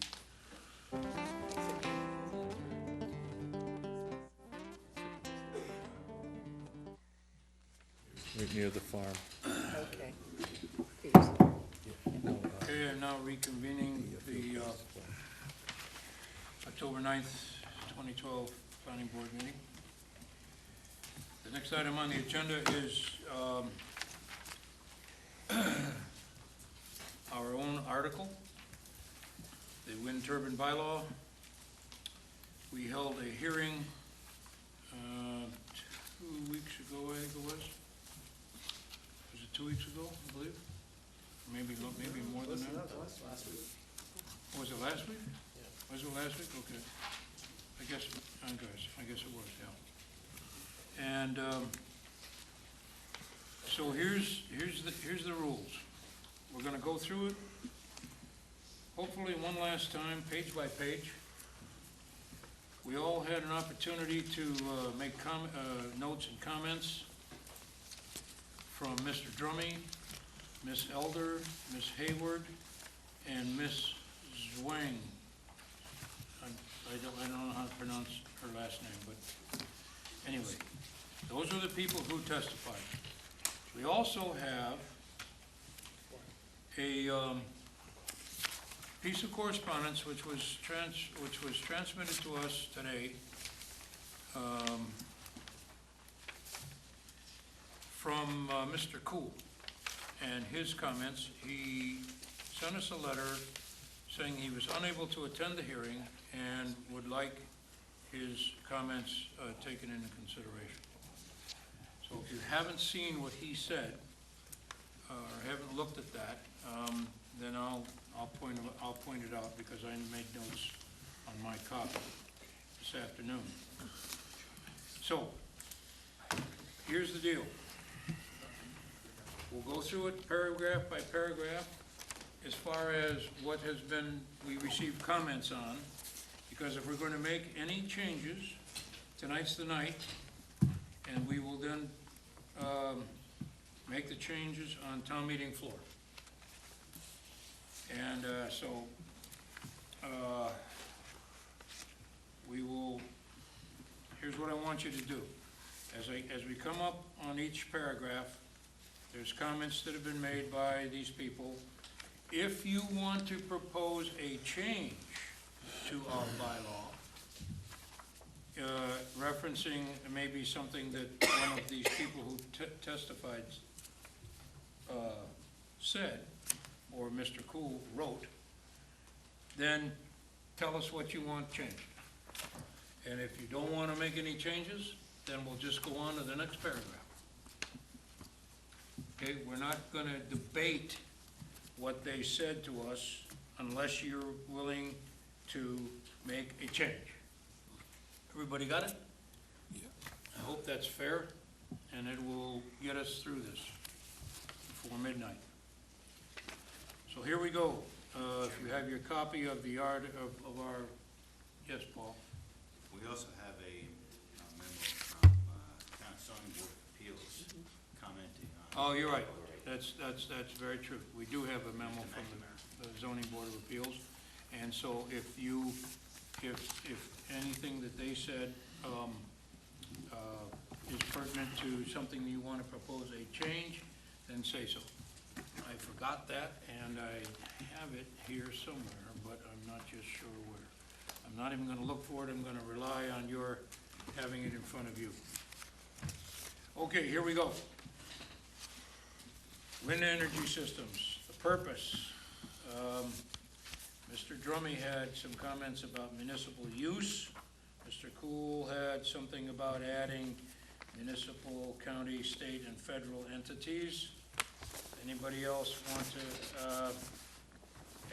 have any comments about purpose, purpose? Paul? I'd just like to point out that we've discussed this before, but several people, including Mr. McNamara and 4 people on our August 7th hearing, raised the issue of whether we should be considering accessory use as a limit on the operation of the facility on the property. And I know we've discussed this before, but I just want to bring it out because it has come up time and time again in public hearings and the writings of several people. And I think we'd be remiss if we did not address that issue at this time. Well, are you willing to propose a change to our bylaw? Well, I would propose that in purpose, we just delete the phrase as accessory land uses and leave it the way it is, because all the other conditions in here do cover the public in this bylaw. Okay. So Paul's proposing that we drop the words in the first line as accessory land uses. Discussion. Jim? I think it's real important that we leave the accessory use. However, I am willing to discuss the definition of accessory use as we get to later. I don't think we need to get into that now, but further on in this thing, we're going to define how it's defined, and that's where I'd like to make my comments, not now. But I think it belongs in the purpose. I think it's very important that we do limit to accessory uses and we don't have industrial grade uses coming forward as a primary use. Other comments? Rich? Yes. I think if we want to broaden it to include municipal energy-producing facilities, and I don't think we want to tie the town's hands on that as a matter of policy, then I think we couldn't be talking about accessory uses for the town, for municipal or even state agencies. And we wouldn't want to be doing that. So the way to handle that is to just simply in the statement of purpose say accommodate wind energy systems as permittable land uses to supplement the power used by residents, businesses, institutions, blah, blah, blah. And, you know, and just be all comprehensive, because I think that was a concern of Mr. Drummy, that it doesn't at all bind the municipality, and if we're serious about the standards we're putting in here, we would want to do that. Otherwise, the town of Falmouth isn't subjected to this at all. So, I think the way to handle that to get to accessory uses is simply to just create another section that says that for businesses, institutions, and residents, it has to be accessory. It has to be an accessory use. And just leave it out of the statement of purpose. And so then we could say that any entity, whether it is a municipality, you know, or even a utility. What if it is, we're talking about a utility that has a state permit. Well, we're talking about, Jim's saying that he's looking at changing the definition of accessory use. So does the change that you're anticipating to propose, is it gonna address what Rich just said? Well, I was listening to what the zoning board of appeals said, and everyone was complaining that our 50% number was difficult to determine. And I would be very comfortable if this board just said that the board could determine that it was an accessory use and leave it at that, and not put a number on it, that it was up to the board to decide. So we'd listen to the proponents, and if we decided it was an accessory use, we could approve it. If we decided it wasn't, we would reject it. And don't put a number on it. So that takes away a lot of the issues. Yeah? Pat? I have a couple of statements to make. One, this bylaw is written around the idea that the turbines will be an accessory use. If we change that out of here, we might as well throw the bylaw out for right now. So maybe I have three statements. One of the reasons that we got into problems is that it was always an accessory use, but accessory was never defined in here. It's defined in land use, but not in energy. So this is why we put the percentage in. We started out with 100%. We brought it down to 75%. Now we're down to 51%. Do you want to bring it down to 0? And then you throw out the bylaw, because now it's no longer accessory. How do you define accessory? We debated that time and time and time again. And that's how we ended up with the 51%. We know that there are objections to that, but I haven't heard anybody say anything better, because you have to define accessory in some manner. Wait a minute, Rich, I'm not done, okay? Now, the other point I want to bring out is we're going after this one more time, and we're nitpicking. We might as well throw it out. If we put a whole bunch of changes in it, town meeting won't deal with it. They'll just turn it right down. Okay? And that really is what I wanted to say. You have to be very, very careful. If there's something like the 51% that you want to change, they'll deal with that. But if we're dealing with, well, maybe we should put accessory in, but not really, and maybe we should change it to residents and businesses and governments and yada, yada, yada, you might just as well say, we're withdrawing it, and we'll bring it back to see you in the spring. They won't deal with it. So be very, very careful about what you're dealing with tonight. Mr. Chair? Rich? There was an article in the Enterprise 1 or 2 issues ago about how a resident in downtown, right over by the shopping plaza, on his house, has a solar installation that produces 123% of his energy, and he sells power back to the utilities and gets money. Now, I don't think that's something we would want to discourage for solar. Why would we want to discourage that for wind? If the other protections are made, are built in. So that's why I said, if we really want to talk about accessory uses, not talk about the amount that's being used, talk about instead about the business use of the property, because that's really what you're talking about, not have an energy producing business.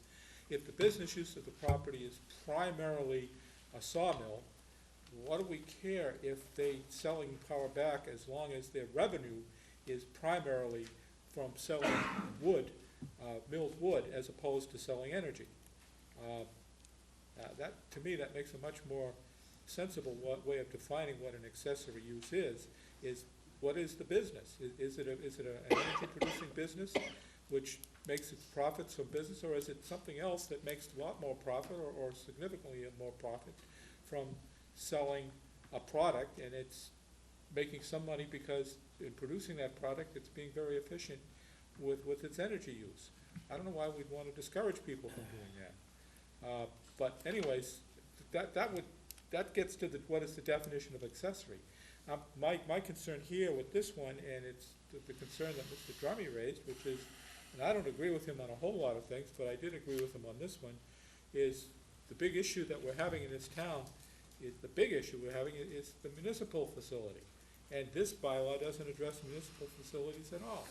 Can I interject here? Could you please look at section B and section D?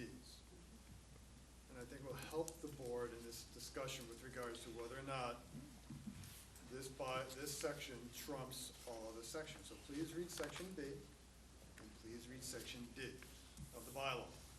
I think it will answer that question. I tried to answer it at the hearing, it was sort of brushed off.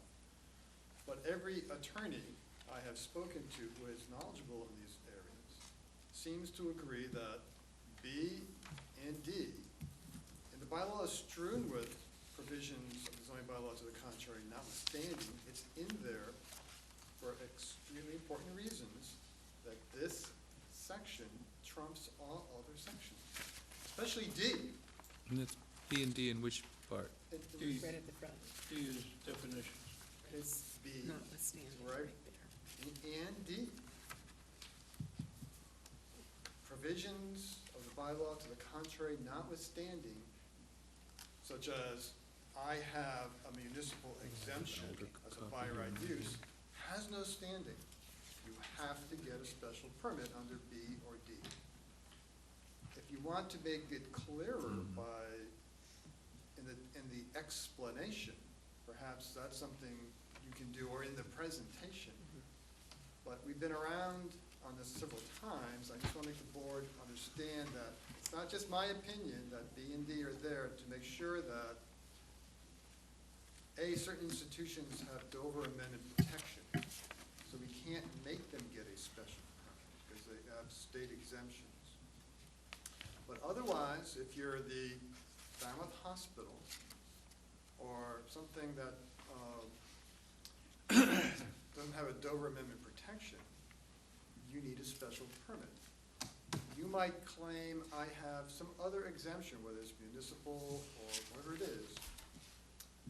Those two sections trump all other sections of the Bible, of the chapter 240 zone. So what you're saying then, Brian, is that you don't have to say municipal, county, state, or federal, because it's already in there. Under B.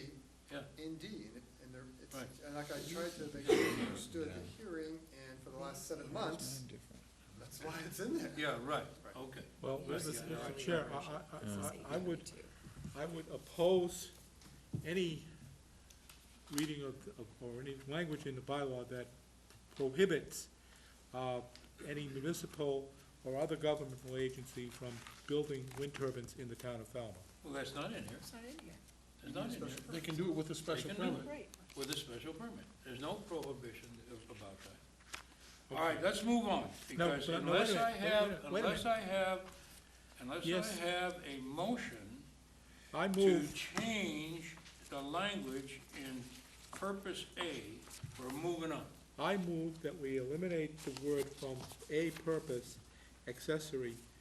I move that we do that, and I will now like to address that again. Well, now, wait a minute, you made a motion, and what is your motion? That we just simply remove the term accessory from the statement of purpose. Okay, do I have a second? I'll second. Discussion then, now you can Okay. talk, Rich. Now, having said that, I would also want to put in later that we talk about accessory uses for businesses and residences. But I do want, because what I would want to do is I would want to require that, if we can, that the same criteria that are applied here, that in terms of site, of height, size, setback, and all of that, would apply to municipal installations. Is that impossible, Brian? Okay. I'm not sure I understand the question, Rich, but let's go back to the motion at this point. Try to. I'm not gonna Because deal if that with- motion passes, then I'm not. No, no, because I could withdraw that motion if, depending on your answer. But he doesn't want a motion. Can you repeat the question, I'm sorry? Okay. Apart from a special permit, would the criteria, could we impose the criteria that are set out here, this, you know, the actual substantive criteria? Yeah. Height, size, kilowattage, can we impose them on, let's say, the town of Falmouth? Sure. We could.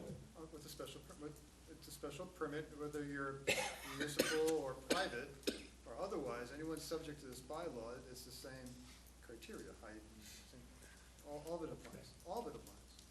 Okay. But we can't subject them, we can't make them come for a special permit. Yes, you can. Okay. But the town of Falmouth does not have, if the town of Falmouth wants to build a wind turbine, and we have a specific place where we could put one up that would meet all of these criteria, except it would not be an accessory use, because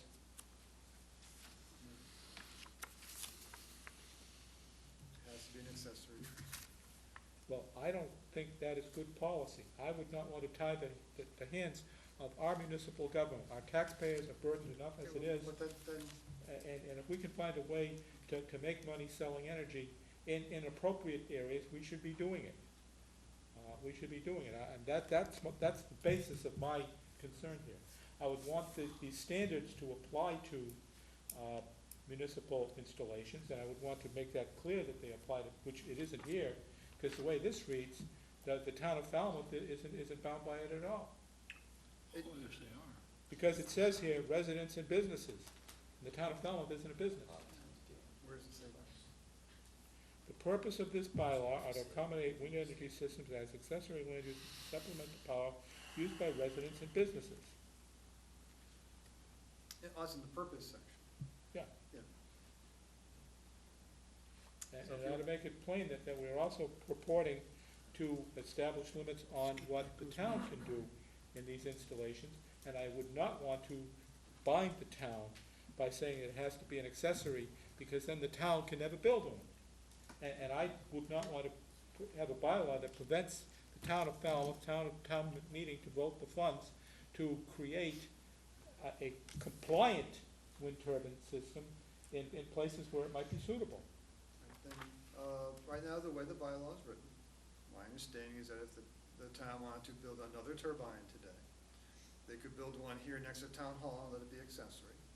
They could build one down by the Canty Center. They could build these things pursuant to the criteria, pursuant to a special permit. It doesn't preclude them from doing that. But just like any other entity in town that is subject to the bylaw, it would have to be accessory to principal use on the land. I would not want to bind the town's hands. I would Well, then- want the town to have the option to be able to generate electricity for sale back to the market. Again, this is, Then, you know, people are complaining about taxes being what they are. Here's a way for the town to generate money, to ease the burden on Chairman? the taxpayers as well as the ratepayers. well, And we want to tie their hands on that? we've only been talking about it for 8 months. Mr. Chairman, Yes, Jim? I'm totally lost to where this motion's going. Yeah. I need Rich to, I've heard him talk for 5 minutes, but I don't understand his motion. Could you please make your Okay. motion again? What I would like to do, okay, I will read what I would like to see it read. Because you lost me. The purposes of this bylaw are to accommodate wind energy systems as acceptable land uses to supplement the power used by residents and businesses, institutions, and to be Municipalities. a municipal enterprise, period. And then by providing the standards. And then that would accommodate everything that I'm concerned about, because then everybody would have to comply with the same standards. The town could come in, get a permit, it wouldn't have to be an accessory use. We can simply say later that it shall be, because then we do get down here, you know, to the facilities have to be accessory to businesses, institutions, and residents. But I would not want to tie the hands of the town of Falmouth, should they get an opportunity to build in suitable locations and facilities that meet the criteria that we're establishing, Seems like two to separate. generate That's a very electricity. long motion. Wait, General- wait a minute. The original motion, which was seconded, simply said that you're gonna drop the word accessory. And I said. And so if you wanna withdraw that motion and change it to Okay. include some other verbiage, Yeah. then you're gonna have to do that. Let me do that, okay. All I right, will you're do that. withdrawing your motion. I will withdraw that. Oh, okay. No, Now, I'd like to make if you another wanna- motion. Now, does anybody else, before Rich has an opportunity to state another motion, does anybody else wanna speak? Paul? We're gonna have a long night, and I don't wanna belabor this anymore. I'd just like to explain one thing. My original comment and the motion was to drop the word "as accessory land use." That was a motion I had made earlier. That I'd was like a to explain suggestion, that was not a motion. Okay, I'd like to explain why.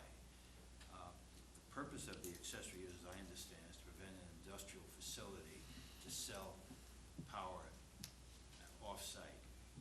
However, we have a limit on the capacity, we have setbacks, we have noise, we have design criteria, we have a lot of things that are gonna prevent an industrial facility moving in. They're not gonna come in on a very small facility like that. On the other side, is the concern I have with accessory use is you're telling a property owner how to operate his particular property. You're telling him what he can and cannot do on the property. To me, that's not the purpose of the bylaw. Bylaw is to set the conditions for setting that up. If, for example, a business were to change the operation there, and they would use a lot less power, for example, medical facility might move out and put somebody else in there. What do you do if he doesn't meet the 51%? You shut him down? I mean, there's a series of issues that come from that. And more Chairman, importantly, point of order. suppose there are efficiencies coming up, and things come in where they become more efficient, it kicks it over the 51%. I'm not talking about that. What do you do then? So I think there's an issue there on the operation of it, and that's what I bring up. And I don't want to belabor this, but I just want to make that point. Okay. Jim? We're not talking about the 51%. I would like to focus, we're talking about the purpose and the auxiliary use, whether it's in there or not, and we can have that discussion later on. If we don't keep this focus, we'll be here all night. I would really like to just focus on the purpose we're talking about and not bring up the 51% at this time. It's a whole different subject. Okay, let me rephrase it. It's really not, because it says wind energy systems as accessory land uses, and when you go over to the definition of accessory land use, there's your 51%. But we can define the 51% later. The question is whether we want the, in the purpose, is my, I'm saying right now, without, before we get to definitions, it does apply. Okay, Mr. Chair. All right, here's the language. here we go again. I need a motion, Rich. Yes, here it is. You ready, Melanie? Okay, here's the language I would like to see. The I purpose move, of I this- move, I move I move, that the section A be amended by saying, the purposes of this bylaw are to accommodate wind energy systems as accessory land uses to supplement the power used by residents, businesses, and institution, and the power as primary or accessory use by municipal agencies, and to provide the standards for the placement, design, construction, monitoring, modification, no change. So that makes it clear. Leaving accessory in? okay, so just, That would leave accessory in for residents, businesses, and institutions, and would say that it can be primary or accessory by a municipal department, so, or agency. Okay, so read the words that are new, please. The words that would be new are after, take out "and" between residents, businesses, and say "and institutions," semicolon. And as primary or accessory use by municipal departments or agencies, semicolon, and then the rest is the same. That's it. Okay. Did you get that, Melanie? Okay. Yes, Brian? No, I'm all set for now. Oh, I thought you wanted to speak. After the motion. Okay, that is a motion. Do I have a second to that motion?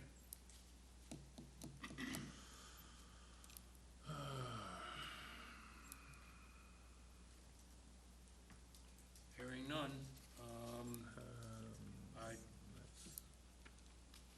hearing none, that means that unless there's any other motions, we're leaving purpose as it is. Okay, going on to I don't B. think we can single out the town. Wind for energy special systems treatment. allowed with limitations. Again, there was a comment about municipal use there by somebody, but I didn't know who made it. Are there any changes, anybody want to propose any changes to B? All right. We then go over to C, wind energy systems that are prohibited. We heard no comments from the hearing, at the hearing, or from Mr. Cool. I don't know if there are any comments from the Zoning Board of Appeals. Paul, if you have that memo there, then would you chime in on that? Okay, we go to. I don't see a reference to that item. Pardon? I don't see a reference. Okay. All right, D, definitions. I wanted to make another, Yes?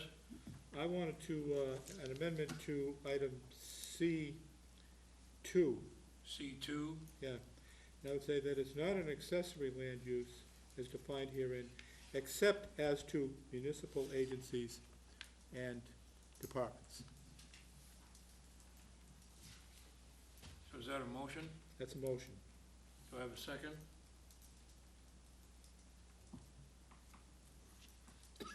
Hearing none, we go on to D, definitions. There were comments about ambient sound level, how it is derived.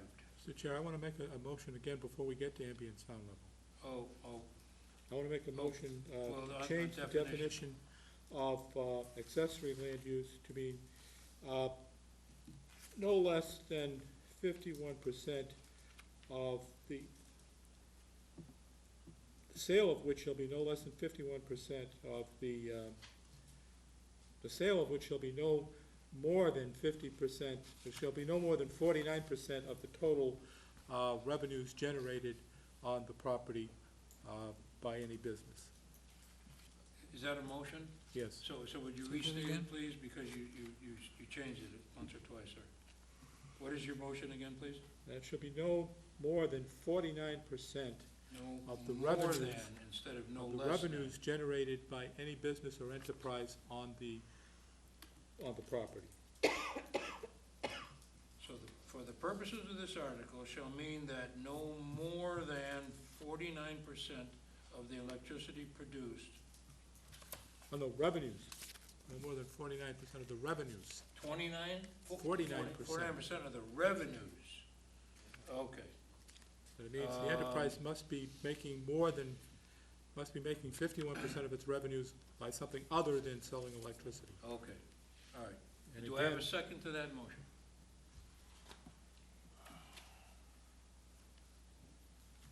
Hearing none, we'll go on to ambient sound level. There was a comment by Mr. Cool as to how it was derived. I don't know if there were other comments by other people. Was there anything in there from the zoning board of Yes. appeals? Yes, they said the definition is not understood. Okay, so it's not understood. The background AWD average that is exceeded 90% of the time measured during operational hours. Well, That was derived from the model from the state. yeah, so maybe they don't understand it, but if we don't have an issue with understanding it, then we'll press on. Do you want to consider the comments from Mr. Cool on that? Because it was a pretty good explanation. I did, I just said how, he commented how it was derived. I thought, that's what I read, what he said, I mean, in brief, Oh, he had a suggestion of how it could be worded. yeah. Should I read it, or do you? Well, you can if you want to propose a change. Just that there was a more in-depth description, and I wondered if anybody else had any feelings about adopting more descriptive language. Yeah, I agree with Doug that it should be a little more descriptive, but, I don't have the words.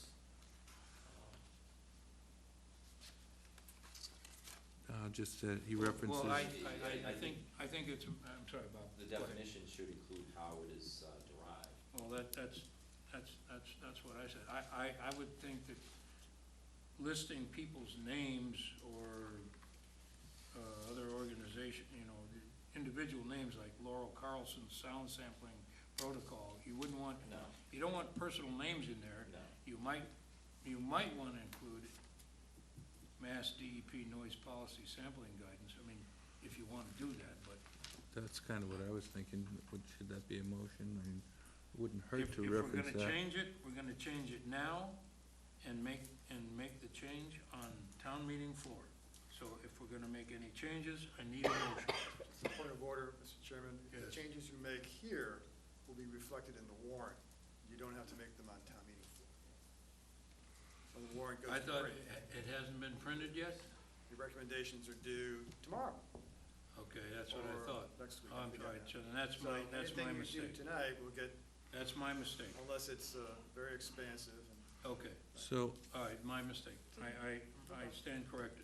And just remind the board that once you start dictating methodologies, remember, when you go to your section where you have your sound setback, and all you're doing is producing a setback, it's up to the applicant to demonstrate how they derived ambient, how they derived everything, to be peer-reviewed by your expert.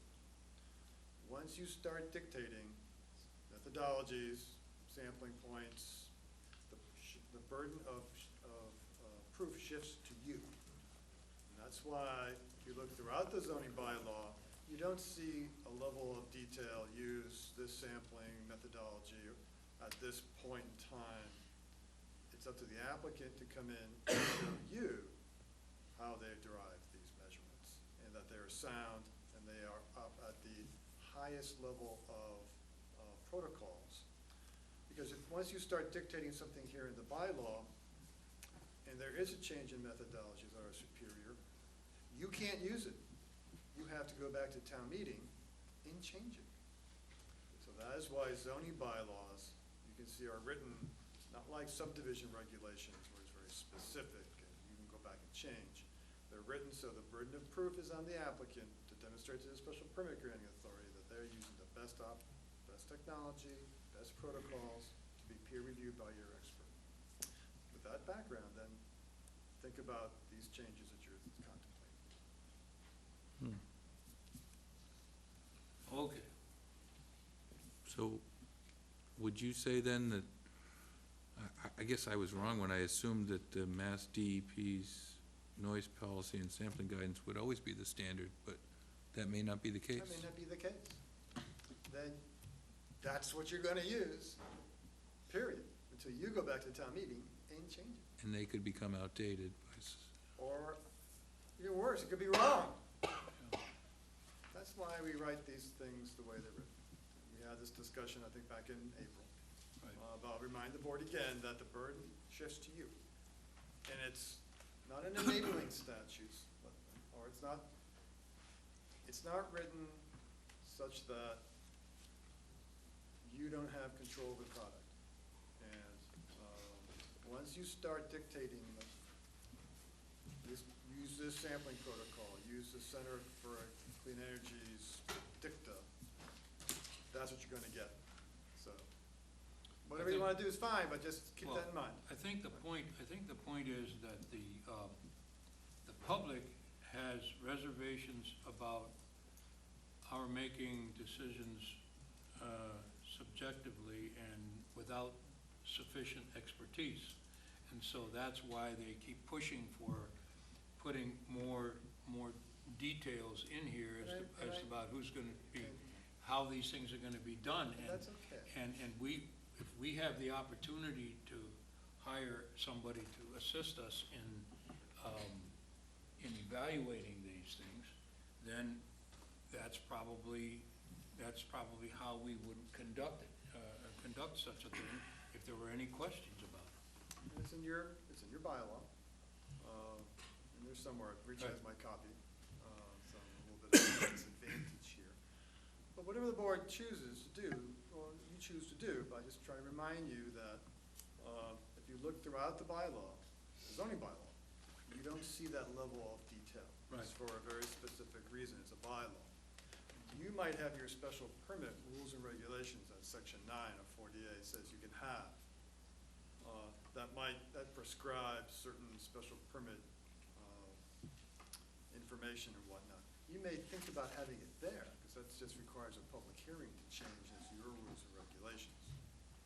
But to chisel it in stone at the bylaw level, I think actually ties your hands, ties the town's hands. Commenters are well-intentioned, they're speaking from their hearts about what they believe to be important issues. I hate to disagree, not with their intent, but with the methodology. I'm confident the board has the ability, as a special permit granting authority, if you look in the bylaw, it's in there. You can even ask, there's a catch-all fail-safe phrase, you may ask for additional information that you may not have thought of. That's usually the way we go. Okay. Doug, are you okay then? Yeah, I guess I understand that concept. So, anything else on definitions? I mean, I'm going down through them until I get to public outreach area. Ms. Hayward had a comment, Ms. Zawoy. Sawaski. About definition of party, they wanted to include a definition of party of interest. And then Mr. Cool had something about the distance. He said adjacent to and out to 1,500 feet. So he wanted it right from the property line out to 1,500 feet rather than between 300 and 1,500 feet. So does anybody want to make any, yes, Just Paul? a comment, I believe the lady's name is Zawowski, Z-A-W-O-Y-S-K-I. Oh, Just a comment on that, anybody 1,500 feet or beyond can come in at any public hearing and comment and have be heard.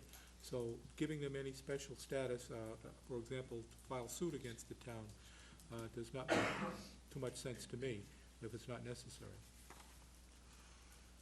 Okay. As we must recognize the right of abutters to do.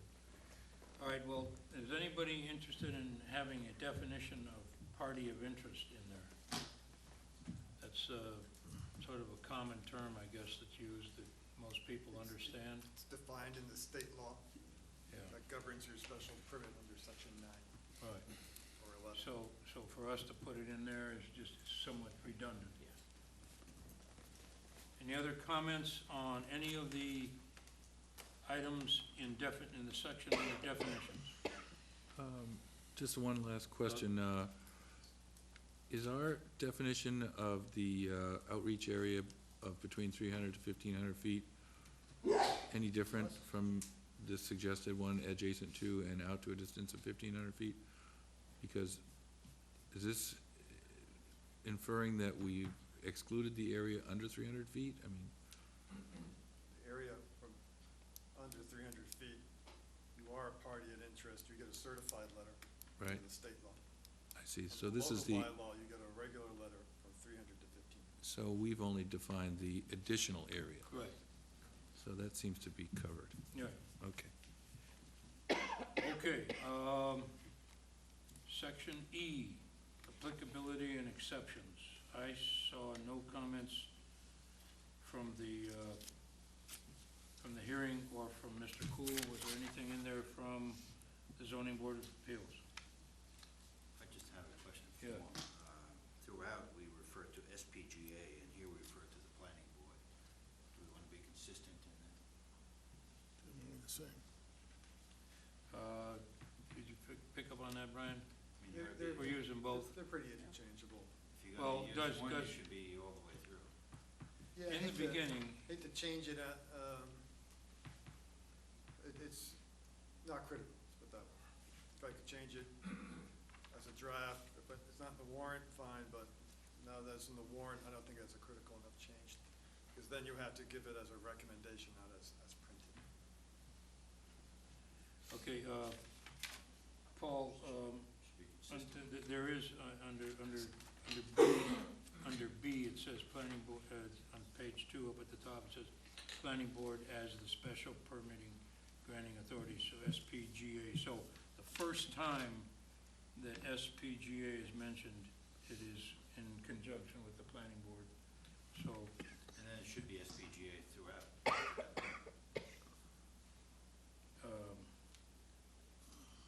so would you want to, would you, Well, Would since you it's already want to printed, it's then- gonna be an add-on, so that's the reason. And if we had picked up on it a little sooner, then it probably would have been better, right? I'd so are let you, it go. I'd I let it- mean, we could, I mean, that's just that's a very minor change. Are you making a motion to that effect, Paul? I don't know if we need a motion, I think it's just being consistent. Well, it's changing the wording of the bylaw. Is there an issue with that, Brian, as to changing references in the bylaw where it says planning board to SPGA? I think you're okay. House cleaning is all it is, really. Yeah, I wouldn't make, because up front you say the planning board is the SPGA. Yeah, It's almost interchangeable. yeah, I know. I see Paul's point, but I don't believe it's of high enough magnitude to change it, that's what's in the law. Okay. All right, if you can, we'll live with that. And the next time we revise this, Paul, that's what we'll do. Thank you, Okay. Mr. Chairman. Yes, sir. F, application requirements. I didn't see any, We Hear anything? didn't do E2. what's that? E2, I would I increase said that. anything for E, anything for E. So you have Well, something you were about talking E2? about the planning board being the special permit granting authority, and then you just skipped right on over. E2, I would increase that to 500 watts. I make a motion, You moved to change the capacity to 500 watts? yeah. Is there a second? Why would you do that? Hearing none, you can second it and then discuss it if you want to. If you want to discuss it, then you should second it. Okay, yeah, I'll second it for Okay, now, discussion. discussion. So why, Well, because one of the members of the public brought up the fact that there are existing systems that are in excess of 300 watts that are functioning quite well and that aren't really causing any problems. I forget the gentleman, my notes are not available, so, Was that at the hearing, Rich? Because I didn't know. yeah, it was one of the earlier hearings. Okay. It might have been at the last hearing, So did you get your answer, Doug? I guess I did, if, you think that's a viable. I mean, why do we say 300? Because there are no adverse effects below 300, but there are significant adverse effects somewhere between 300 and 500? No, we just picked a number that seemed, small. Yeah, there was an arbitrary number. I would increase it, not on an arbitrary basis, but because a member of the public gave some testimony that said, you know, that that he has, or his neighbor has, or in his neighborhood, there is a system that is greater than 300, and, you know, I would not want to be discouraging systems that are proving themselves to be acceptable in the town. I wouldn't wanna change it on So uncorroborated that's testimony. basically why I say that. Okay, Bob, what's your I wouldn't comment? wanna change it based on uncorroborated testimony from somebody at a hearing. Okay. So you don't want to change an arbitrary number based upon some No, it specific wasn't really testimony? arbitrary. We had heard testimony about turbines, because we originally, I think it was 200, I think we had said. Yeah, and from testimony from people that were at the hearings, we upped it to 300.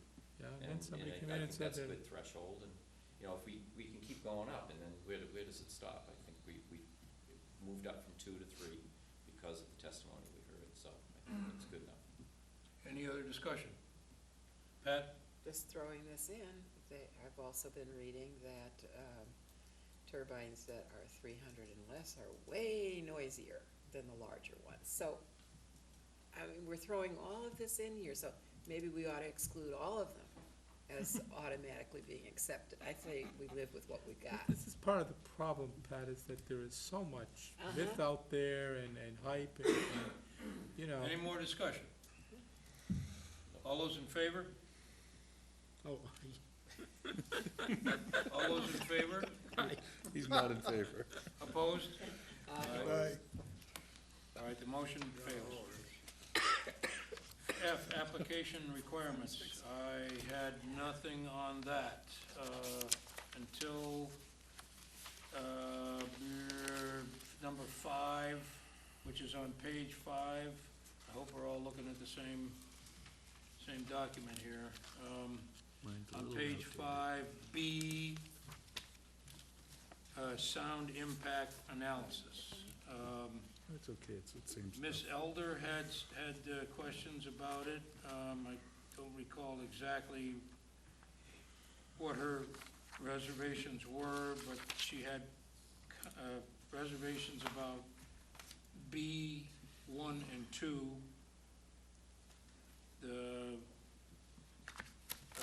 I guess, you know, under typical daytime and nighttime conditions, well, what's typical, I guess, was her question. And then, there were questions about the ambient sound, and Mr. Cool's letter said, too much subjectivity, which means leaving it up to us, the planning board, to the planning board, and he suggested that we reference the state criteria. Was there anything in there from the ZBA on this particular portion? Yeah, there is. I'll just read it. Sound impact analysis. The bylaw should specify where sound measurement should be taken. For example, at hub, at base, at lot line, or at surrounding residential dwellings. The location of measurement should also consider wind direction and topography. It is the board's opinion that the SPGA should specify the conditions, not the applicant. Sound measurements should be made using most current customarily accepted equipment per the Institute of Noise Control Engineering or equivalent organization.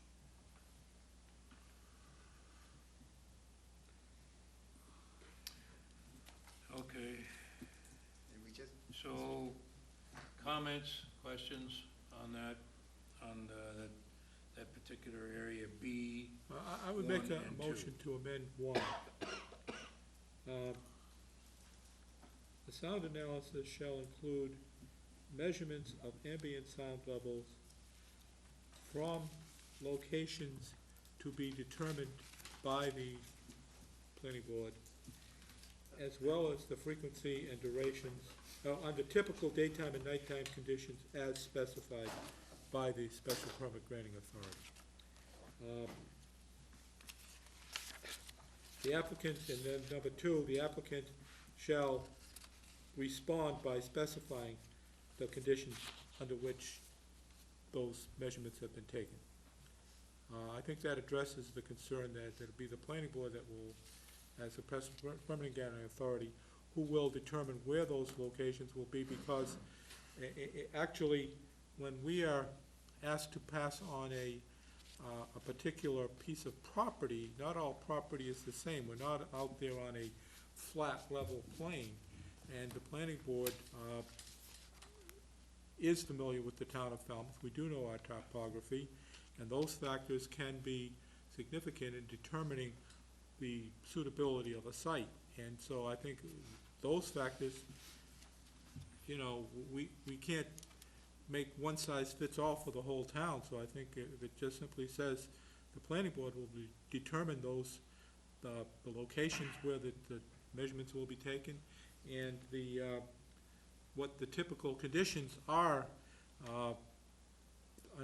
when they will be taken, daytime and nighttime. I think that addresses the concern that the member of the public brought up, and also makes good sense given the variability of the topography and the exposure, indeed, you know, the wind exposure that we're talking about in different parts of town. Is that a motion? Well. Well, that's a motion, yes. You had proposed, that's a motion. The motion would be that the sound analysis shall include measurements of ambient sound levels from locations to be determined by the SPGA under typical daytime and nighttime conditions as specified by the SPGA. Yeah, I'll second. Okay, discussion then. I have a discussion. Yeah. I thought we decided, I remember clearly saying that the measurements would be taken at the property line. That we had a lot of discussion on that, and I thought that, did that not make it into it? I thought that was a defined point, that we talked about. This comment said it may be at the residence or not being clear. I expressly remember defining it as being at the property line. That's true, I Including recall that. along the property Is that in here? lines. It says including I thought- along the property lines. Right, so his comment about moving it to the residence and that being a question is a moot point. We've already defined it. But wait a minute. Suppose I have a facility that abuts conservation land, or that abuts the state highway. And so you're gonna take those ambient sound measurements from my property line, where the nearest residence is across the state highway, and perhaps even further away than that. That is arbitrary. Whereas it's not arbitrary to simply say that on a case-by-case basis, we will say where those measurements will be taken from and what the conditions are. Rich, I don't understand your question. He's saying that, well, if that could help. Giving them 1 point. I'm saying, if you just say the property line, What I was saying is, if somebody has a question, where this came up, is that a person would have the right not to measure the sound at their house, because they could own 10 acres.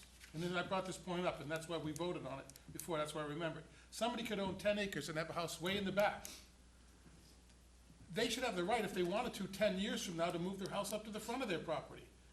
That by a neighbor putting up a tower and having the noise come all the way back because it doesn't affect where their house is not appropriate. It should be measured from the property, and I believe it's a property rights issue. nobody's ever gonna put their house in the middle median strip of Route 28. I'm not saying that. Well, but that's what I'm saying, is by saying the property line, 28 one isn't size gonna fits complain all about noise is either. arbitrary.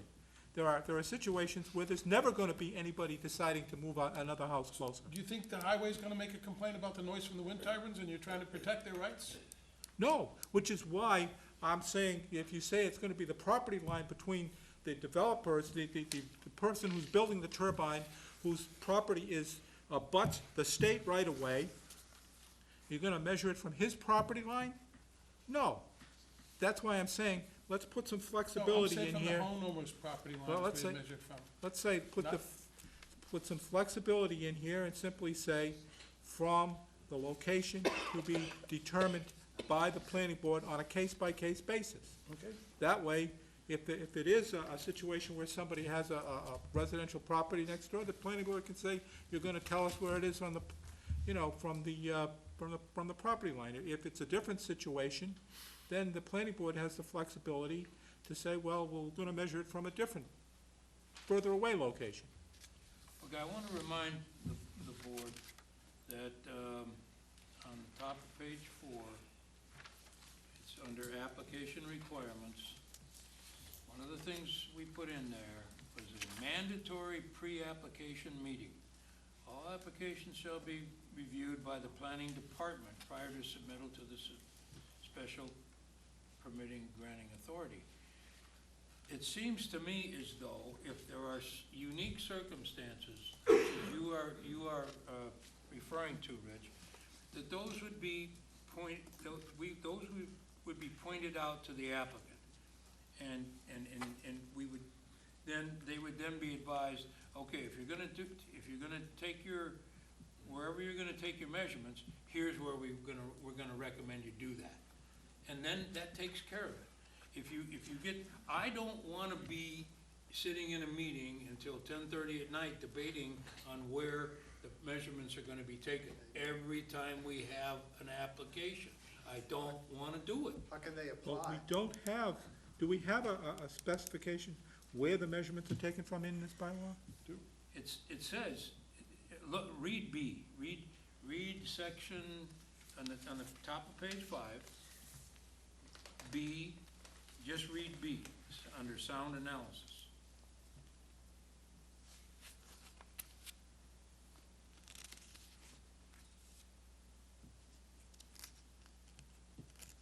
Yeah, where does it say the property line? The very last sentence, the very last portion of the sentence, including along the property lines. You're reading B, not 1 or 2, but the main paragraph, B. Okay, You see it? and where does it say what are the typical daytime and nighttime conditions? Next sentence. Measurements of ambient sound levels under typical daytime. And 1, B1. Sound analysis shall include measurements of ambient sound levels under typical daytime and nighttime conditions. And where does it say who determines what are typical daytime and nighttime conditions? It doesn't, Rich, but we're not gonna get into the minutia of that. That's why we're trying to, we're not trying to define every little thing here. We're trying to leave it open and let the applicant come to the staff for a pre-application and then come to us and say to us, this is what we believe is typical, and we might say we disagree with that's typical. But we probably will, we'll say, yeah, that sounds reasonable. So we have a motion on the floor by Rich, to change the I'll withdraw wording. that motion. You withdraw it? Okay, well, thank you. Are there any other comments on application requirements? Could I just make a comment in general? Yes, Bob? We keep going, I think we've done a great job on this, and the way it sits now is, we keep going back and rehashing, and then we discover, oh, yeah, we already talked about that, and this is why we did it this way. I think if we just go to the comments by the public and say, should we change that or not change it, thumbs up or thumbs down, I think we should get through this a little quicker. Sure. I really don't wanna debate this over, we've been doing it for 8 months, and Okay, but there were comments on B, right, 1 and 2. and do we cover those? Yes, we did. So, no, but I mean, in the comments, do we cover what they are asking in the bylaw? And we keep coming back to, yes, we do. Maybe not in their exact terminology, or their words or phraseology, but we do cover the concern, Okay, okay? all right, Pat? One of the things that has perturbed a lot of the people who've written in is that we lack specificity. And Brian explained exactly why we lack specificity. The specifics will change. We box ourselves in if we become too specific in here. We've done it on purpose. Yes, we have done it on purpose. Yes. So many of these comments can be refuted by, yeah, we did that on purpose. Right.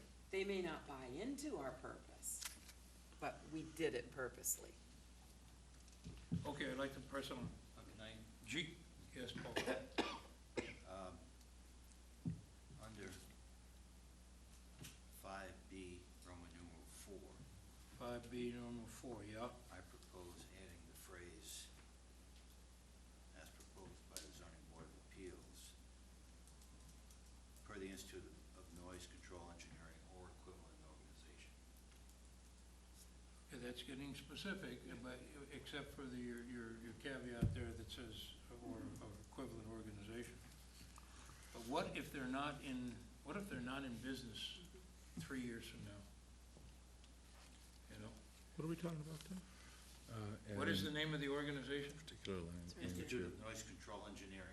Yeah, see, I mean, It's a, they could easily it's a lose their funding and be out of business. Well, it's a well-established, I know. organization. You're now getting back to the issue of being specific, more specific than we've been discussing. So if you want to make a motion, then go ahead.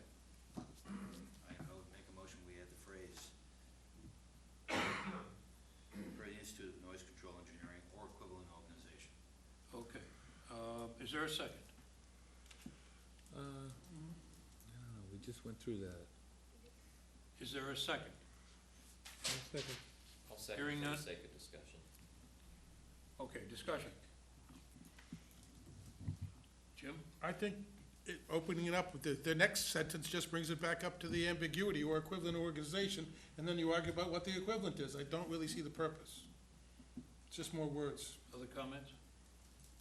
Further discussion? Where are we here? Okay. Four. All, You want to act? Richard, do you know where we are? Yeah. We're on B4, the last paragraph there. And Paul suggested Yeah, that but we where does add. it say or equivalent No, organization? he's That's his motion. proposing No, that's his a motion to His add. motion to The add that. motion was to add that language. Oh, okay. All right, hearing no more discussion, all those in favor? Opposed? Aye. I have one more, Motion is defeated. one more item for Abstain. discussion on that sound analysis. We just Yeah, defeated it. what? No, not on that one, What part? a different Just, which part? discussion. A part, I want to discuss, I guess I'd have to make a motion to discuss it, but No, I- You don't. I'd like to discuss whether or not we should accept the suggestion to require measurements be done in DBA and DBC, which is an unknown factor that we think we don't have to worry about because we're not using industrial-sized turbines. But it is a comment that was received by Ms. Elder, Mr. Drummy, and Mr. Cool, I think, made that at one time, although it's not in this written comment. where is that referenced? I just have it in my notes. Ms. Elder said we need to consider DBA and DBC. Mr. Drummy certainly said it a few times. Yeah, I know. And Mr. There's- Ford also. There's some reference in here about DBA. Can anybody find it? I found that it was referencing DBA only. Where? In the definitions, I think it was.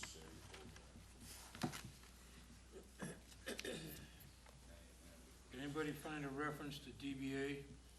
Well, under sound setback on page 6, we're, in the modeling, we're asking them to use 8 instead of the 10, A-weighted decibels, or pure tone levels, but Where are you specifically, at Pat? the top of the page on 6, it's 2B. B, I see B, yeah, Right. okay. And Yes, then- I have, that was the next thing I was gonna get to. No. Hold that comment, okay? Hold that comment, I wanna go, because that will be, under criteria for review. The first, two, H2 setbacks, Mr. Cool had recommended 1.5 times the blade tip height versus ours, which is the height plus 10%. Excuse me, Mr. Chair, you skipped over G. I mean, you didn't ask for comment on G. I did, and there were, Well, then Doug started talking about something else. Yeah, I know. And I wanted to He talk could- about something on G. You do? Okay, well then go ahead and talk about Just something. real quickly, this is just Go ahead. for clarification. Yep. Because the language, it's just a language change, makes no substantive change. one, I would strike the words "with the exception of," and add instead, in addition to certified mail notice to those property owners identified as parties in interest. That makes it much clearer. It almost sounds the way this reads, if you read it in isolation, that you're not gonna give any notice to parties in interest. Even though I know in a separate by law. section you do, but I think it just makes it, it's just clearer writing. Just say, in addition to certified mail notice to those property owners identified as parties in interest, the SBGA shall give regular mail notice to other people. I make a motion that we So take- it's at the beginning of this, of the paragraph, in addition to something? Yeah, strike the words "with the exception of," With the, okay, yeah, and say, in addition to certified mail notice to those property owners identified as parties in interest. yeah.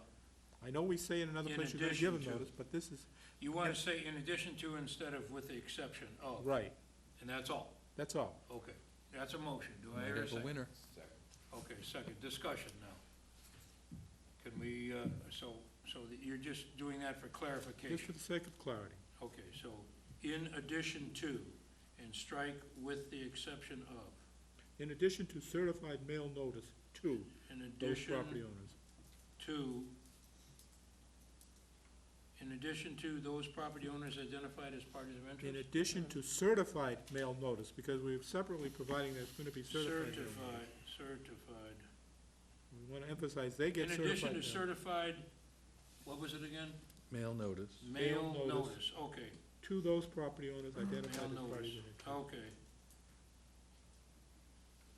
To those property owners identified as parties of interest, the city shall by regular mail, blah, blah, blah, blah, okay. I have a motion and a second. Is there any further discussion on that, Jim? Yeah, I thought we already covered this when we talked about defining parties of interest and whether we're gonna add additional language. We voted not to do it in a prior section, and now we're bringing up the same exact thing and expanding the same language again, which we already voted not to do before, just to point it out of being consistent. Well, the way this reads, if you read it in isolation, it means, the property owners and parties in interest don't get any notice. Well, we've already said that, Rich, before. We covered this point. This is clarification only, Jim. It makes it very clear that property owners, parties in interest get certified mail. These other people don't get certified mail, but get regular mail. That's all it does. All It right. makes it very All right. clear. Okay, further discussion, anybody? Okay, all those in favor? Aye. Opposed? Opposed. Abstain. So one abstention, one opposition, okay. So that change, Brian, is just, that one? Not on my recommendations, Chair. No, I know, but I'm just saying, we're, There'll be the minutes, I'll get the minutes and I'll Okay. incorporate it, it's your vote. okay. All right, anything else on G? How about H? Criteria for review, down, under setbacks. Mr. Coles recommended 1.5 times the blade tip height, and we have, height, the system height plus 10%. So it could possibly be more than 1.5 times, I'm guessing, but maybe not. Any comments or questions on that? Anybody want to propose a motion? Hearing none? we will- How different would that be? 1.5 times blade tip height. That would be quite a bit different, because It we're could be saying quite a bit 10%. more. It could be quite a bit more. It could be quite a bit more. Is that a good idea? I think it's necessary. Do I hear a motion? Paul? Go ahead, I have no idea. No, I'm just kinda asking. I'm looking for a motion now. I don't hear one. We're gonna move on. I have a comment, please. Yeah? Under criteria for review, the zoning board of appeals mentioned the standards of 240-216 should be included. I don't have it in front of me, so I don't know what it refers to. They are by- 4216. They are by default. They are by default, all special permits you issue. There are Have to specific comply. criteria, then there are the general criteria, you must make all the findings. So they don't have to be. So any special permit apps automatically requires 242.16, right. 216, yeah, that's standard. Yeah, that is. Under Okay, now, on page 6, up at the top, I had comments by Ms. Elder and Mr. Drummy. And this, I believe, is getting into the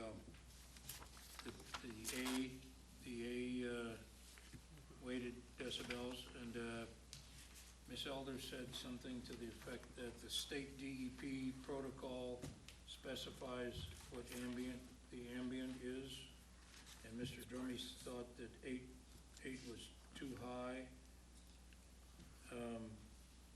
that the measurement issues, and had measurement issues about time, how long they last, et cetera. So, does anybody have any, does anybody want to make a motion to change what we have there? Doug? I'd like to discuss this Ms. Elder's suggestion that Mass Clean Energy Center acoustic specifications. Now, we already discussed that we wouldn't name particular entities. Try not to, But anyway. what about the ISO standards? And can you tell us anything about that, Brian? Is that like a code or international, ISO? yeah? Again, I'll repeat it till the cows come home. My previous recommendation and advice to the board is to let the applicant bring their material to you, say that we use ISO standards, we use Mass CEC protocol, we replicated the Mass DEP scenarios, and we hope it meets we hope it meets with your acceptance. Right. None of us at this table are experts at this. Our expert will come in and say, they did a fine job, or they didn't do a fine job, change it to DBB, or whatever it might be. Right. So I just, again, reiterate that not to tie your hands or your successor boards, and not to have that level of specificity at the bylaw level. Oh, Okay, Doug? okay, well, that's an interesting point that you're making. We're gonna have experts representing our board? In the bylaw that you have, you'll see that you reserve the right to have it peer reviewed by your own expert. Absolutely. Absolutely. Mm-hmm. And your Okay. expert, because obviously it's a highly technical science, or it's an engineering issue. You'll have those who have the right letters after their names to give you the advice, the sound advice that you need. So we will actually, I thought that was like we reserve it if we are contesting it, but that'll be a standard procedure for us? It absolutely could be your standard procedure to have it peer reviewed. Absolutely. Okay. You don't have to contest it. You could be, we're just gonna, when the drainage calculations come in for the plan reviews you just looked at tonight, did you guys specify where you want the soil borings taken? Did you specify that you want them to use technical release 55 from the U.S. Department of Agriculture? Or did you specify you want the rational method for the sizing of those pipes? We had this discussion back in May. You don't specify that level of detail. That fine engineering firm came in, handed their technical release 55 assessment or their stormwater assessment to the town engineer. He looked at it, he scribbled on it, he sent it back up here for your blessing. Same thing. Okay. Mr. Chair, I have some difficulty with the way B is, I thought it made sense, but Are you talking about which Sound B? setback. Sound setback, okay. I wouldn't want to see a hard and fast rule that says you cannot ever have more than these specified sound levels at the property line. Now, but it says that. I mean, it makes more sense to say the applicant shall have the burden of proving that the sound generated by the proposed WES will not have a significant adverse impact if the, on adjacent land uses, if those pure tone sound levels are measured at the property line.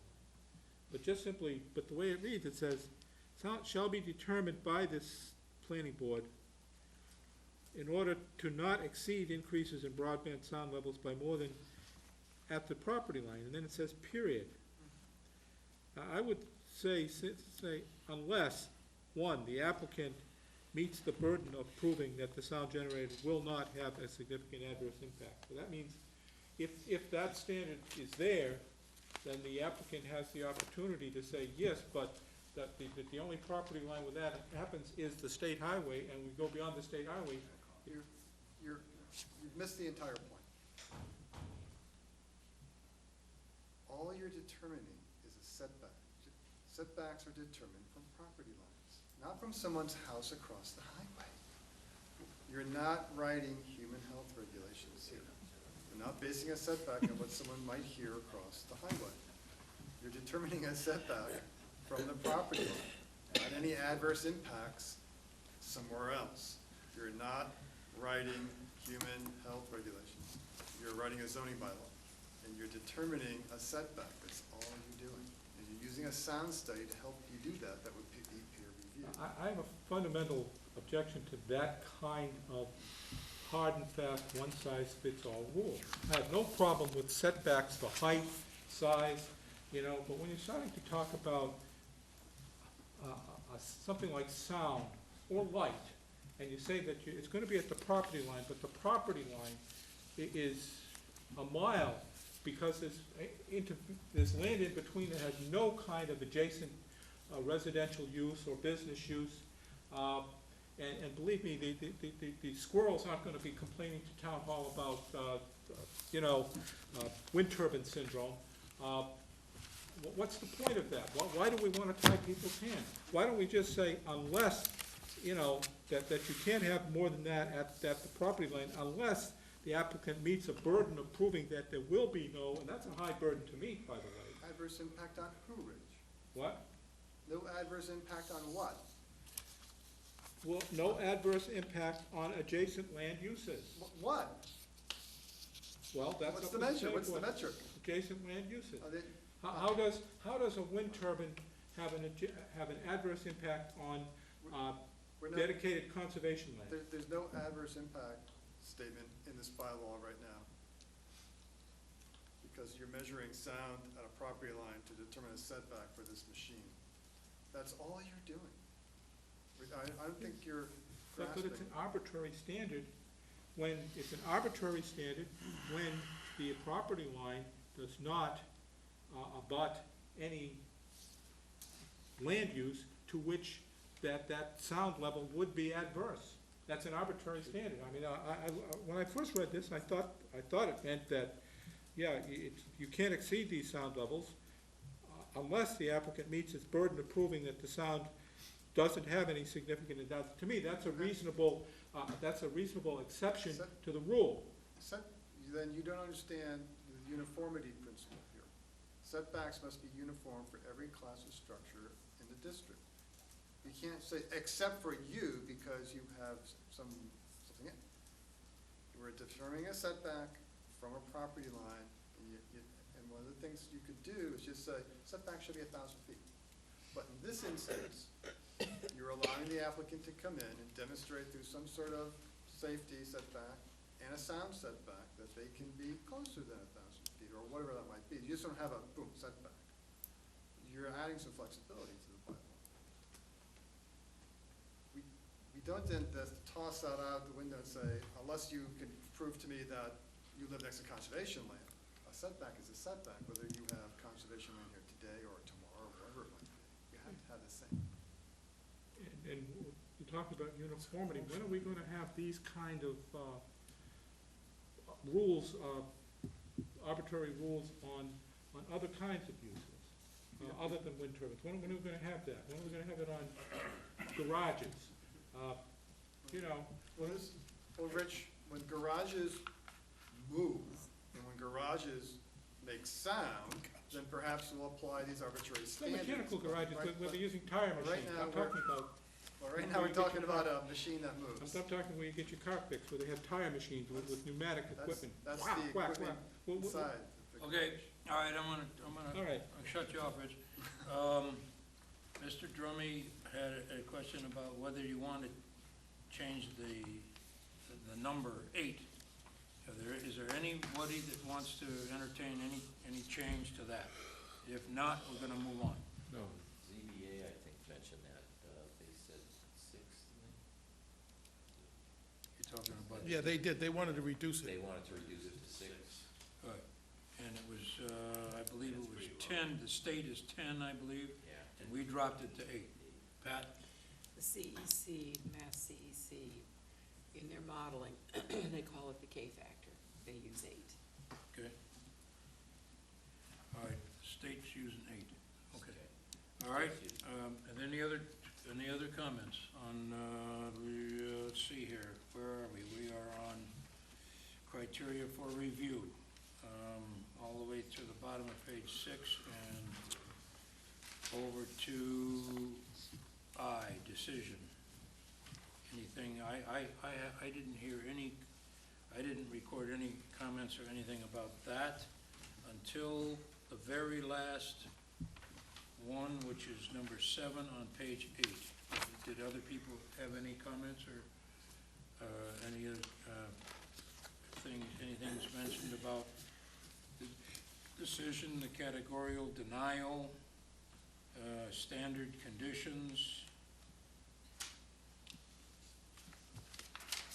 If not, then I'm gonna go to page 8, which is the last page. And on number 7, Mr. Cool said that item 7 was vague. He wants a policy for immediate response. In other words, his point was, if there's a noise complaint from your neighbor, you call the police and they come over and deal with it right away. He's looking for some type of time limits on public inquiries and complaints. Does anybody want to add anything to that? There was considerable added from, excuse me, from Matt McNamara as From the chairman of the ZBA? ZBA, yes. All right, He says the process was not clear. Excuse me, if the parties can't resolve it on their own, what happens? The building commissioner is notified, but what does he do? If there is a need for expert input, who pays? The owner/operator and other affected parties should clearly know the process and expectations. The board put much thought into the process contained, he means the ZBA, contained in the notice and Scanlon decisions, and has experience with one complaint. That complaint was resolved without judicial intervention. We'd be willing to share our experience. So he thinks this is not sufficiently descriptive of the process that should be followed. comments, questions, motion?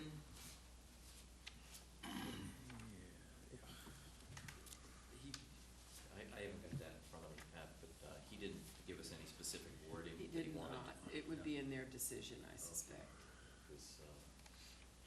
Because I agree with them, but not having any words, I can't really make a motion to adopt anything that they suggest.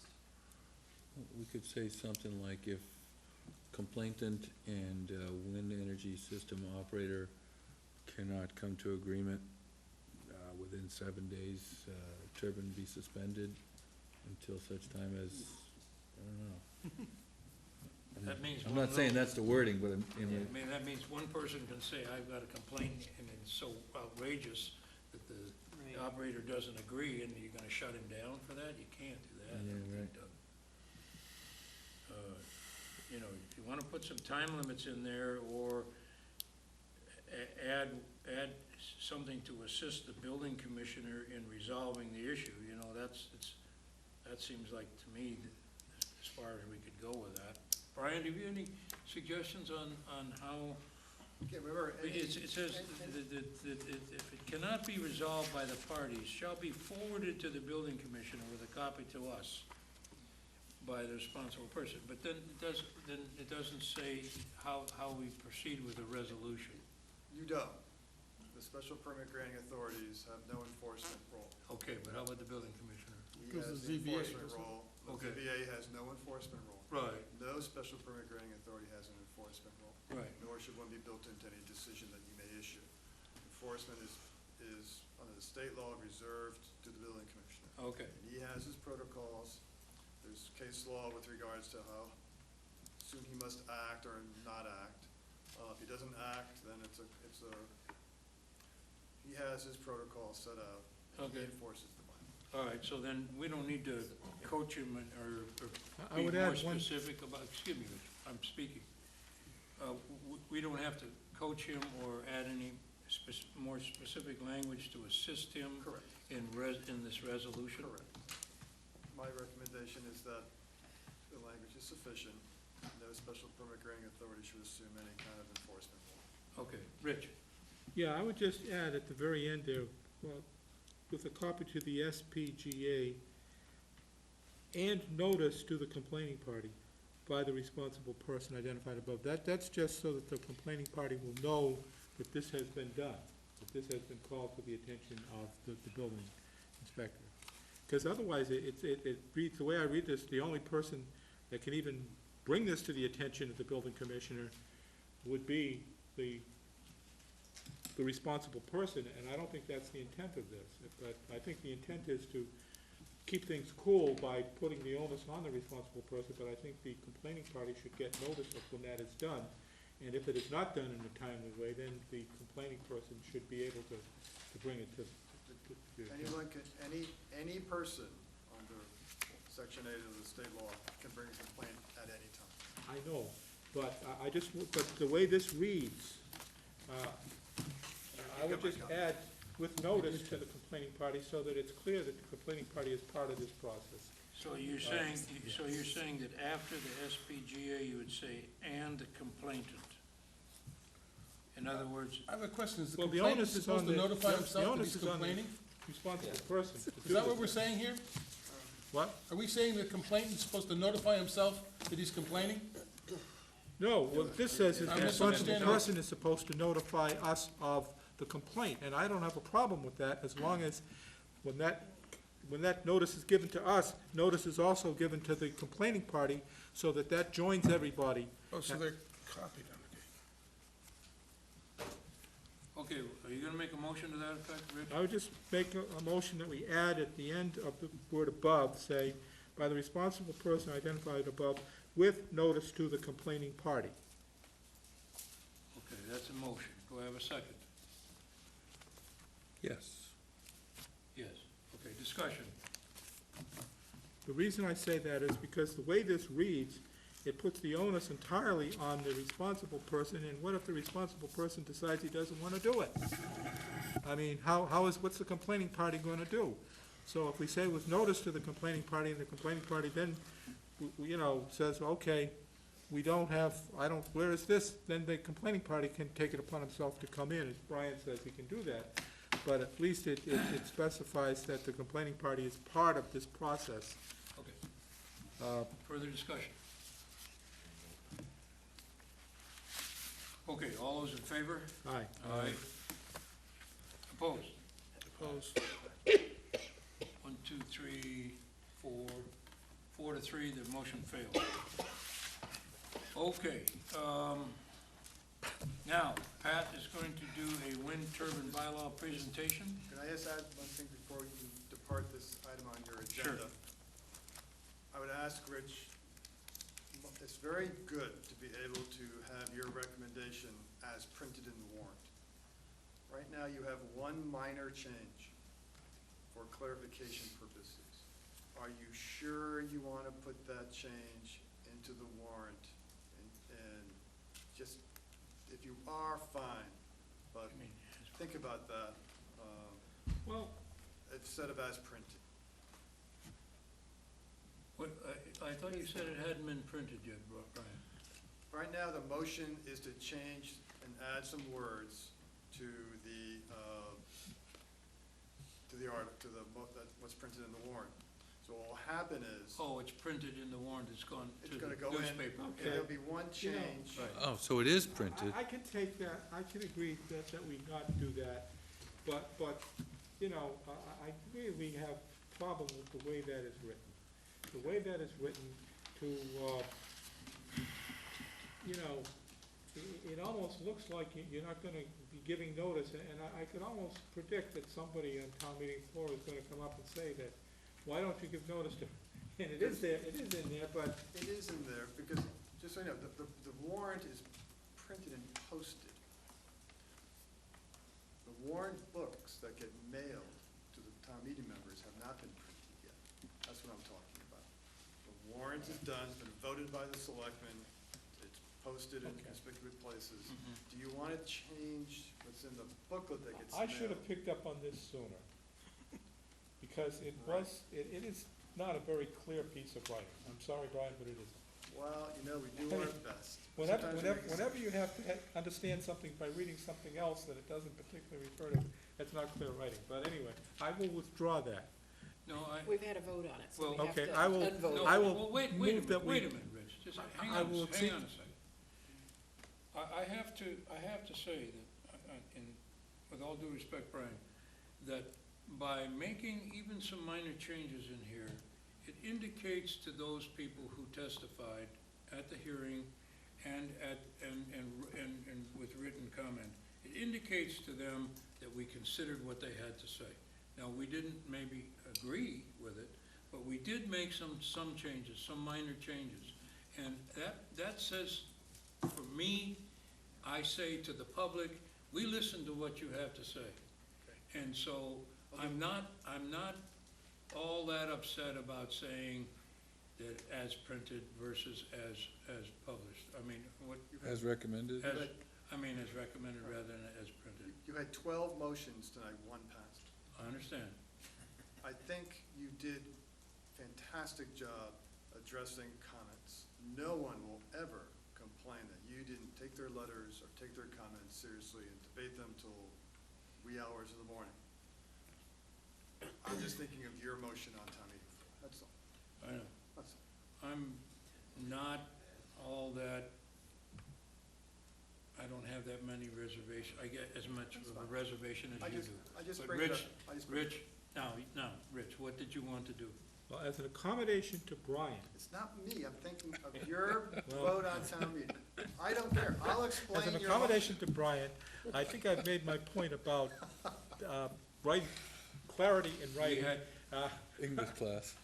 the one thing that we voted to change was, under the procedure for review, was the, public outreach. in addition to certified mail notice to those property owners. That was the only change. And you only, right, and you only had one commenter on that, that was Nancy.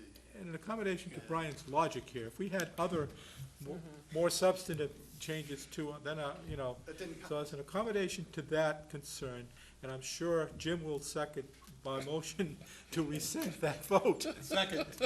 All right, well then, all right, so I'm gonna entertain a motion from you. To rescind the vote on Rescind that that language change on G1. G1, yes. Okay, I know, do I have a? Jim I have a seconded. second? All right, now, discussion. We've had the discussion. Okay, all those in favor? Aye. Opposed? Abstained, okay.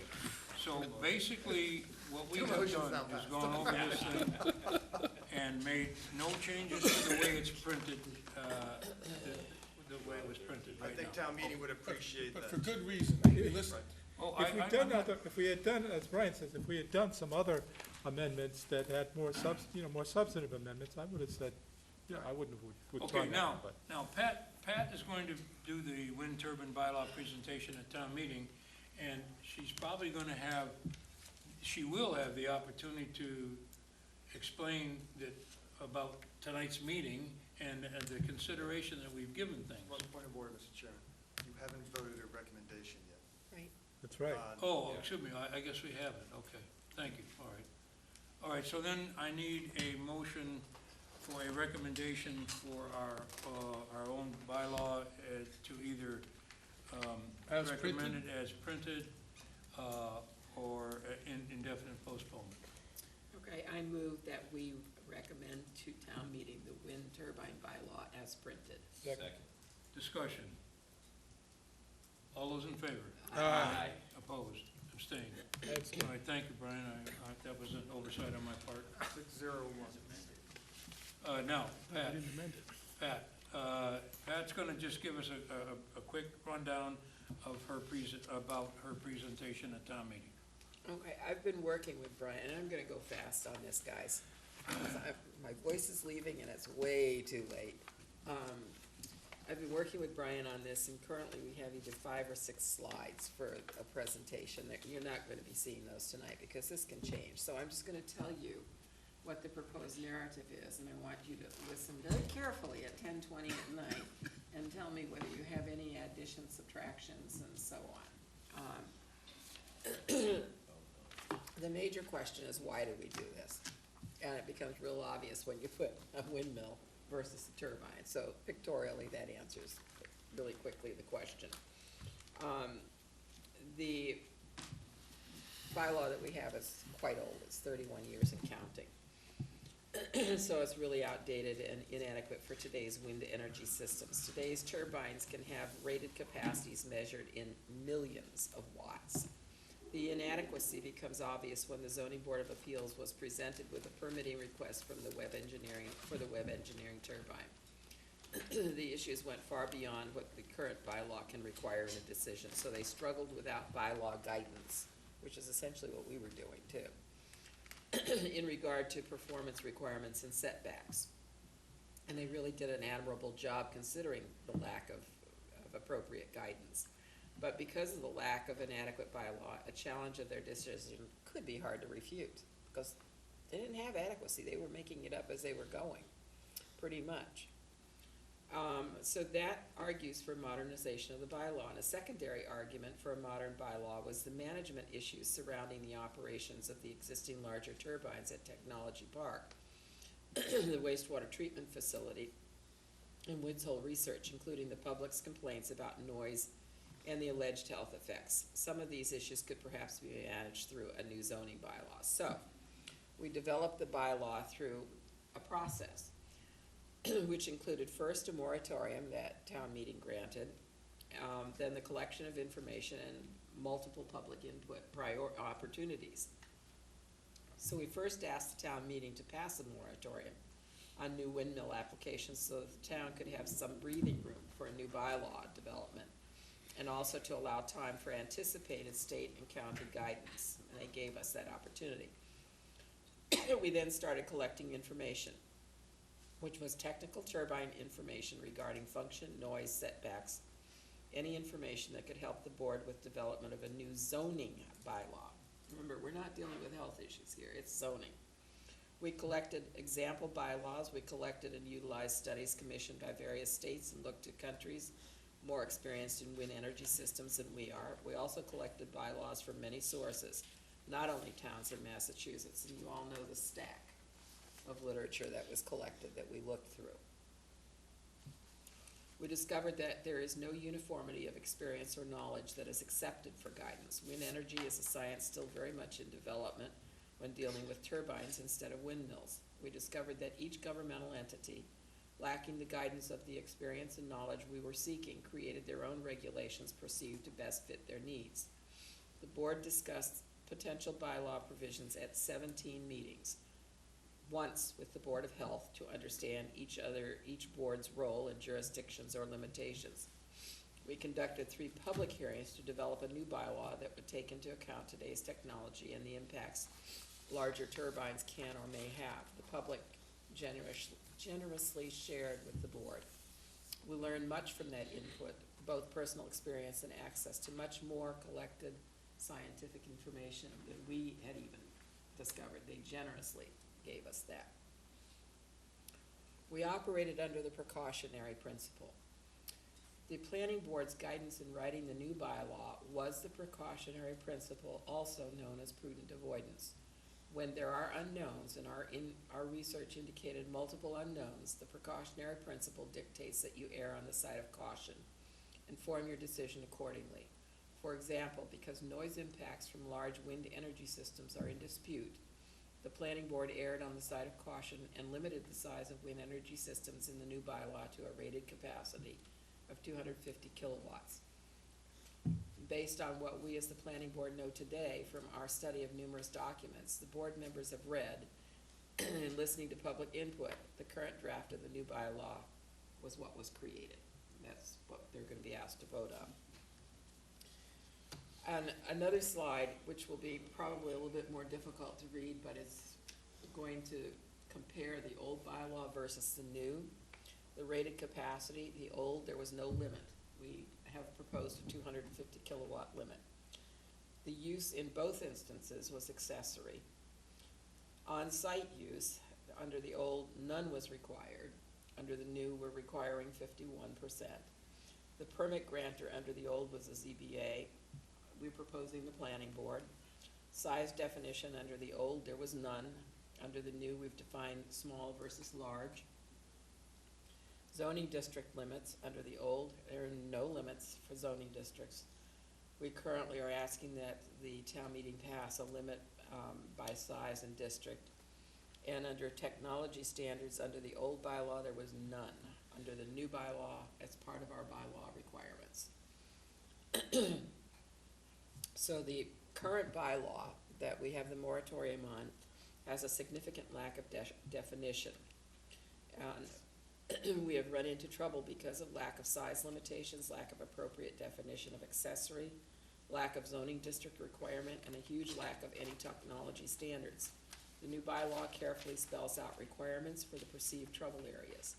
Turbines can be built in only certain zoning areas, and not all sizes of turbines can be built in the allowable zoning districts. The technology standard requirements in the new bylaw cover that which is required to be presented in the application process, which includes details for site plan, engineering, operation, as well as a sound impact analysis and a flicker analysis. It spells out the criteria for review, including system height, physical setback, and sound setback. To obtain a special permit, the applicant must demonstrate compliance with both sound and safety setbacks. The board's goal is to protect the residents from annoyance while setting standards for responsible wind energy development. And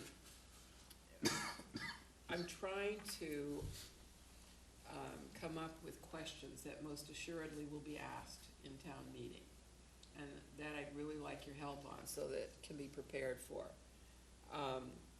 They're gonna wanna know how we came up with a 250 kilowatt size. And why did we require 51% of generated power to be used by the owner? And how was the Okay. number determined, and You explained that. You said you were using the cautionary principle, and that's how you come up with that number. but see, I'd like your help in devising, And you did because that we by all worked reviewing on the this. literature as Right. to what the, Accessory. yeah, well, as to what the experience was in other places. Well, a big concern, and has been expressed here by our board, is if over time the numbers change for the usage on the property, are we gonna pull their permit? And the answer is no. Once the permit is granted, it's granted, but that is a big concern of people. So that's gonna have to be very forcefully It's, said. it's At gonna one still point, fit though- the site, because we're gonna go do all the other criteria as well. I don't know, my thought was, even though we don't want to add more definitions, but right at the end, by bringing into a special permit condition, it has to abide by 242-16, which brings in all the conditions of a special permit, and maybe reviewing those so that they understand about, making impacts to the neighborhood, views and vistas. There's a whole list in 216 that every special permit has to take into consideration, and that's the kind of idea. By making it be a special permit, Okay. it has to deal with those issues. Okay, And maybe we just spell those out right at the end, because that may put up a lot of people say, well, what about this, what about that? I think they're covered under 242-16. Here's a big part of why I stopped arguing about the 50%. okay, The model amendment to a zoning ordinance bylaw, this is prepared by Mass Division of Energy Resources. They have one definition for utility wind facility, and we've excluded that. okay, The next one is on-site wind facility, and all on-site wind facility is a wind project which is located in a commercial, industrial, agricultural, institution, or public facility that will consume more than 50% of the electricity generated by the project on site. So, we're not Guidance. out of line. no, we're not out of line, okay? Thank you. That was Mass CEC. Right. Yeah, why do No, you, it's Division of Energy Resources, Executive Office of Environmental Affairs. This is actually what's proposed by someone else as a petitioner's article, so, we're right there with that. Yeah. You, at one point, early on, you mistakenly used the term windmill instead of wind turbine, so you gotta watch out for that. God, I Not am getting it. 70 years old, give me a break. I think some explanation, you're gonna start with a picture of an old-fashioned windmill. That's exactly what we're gonna do.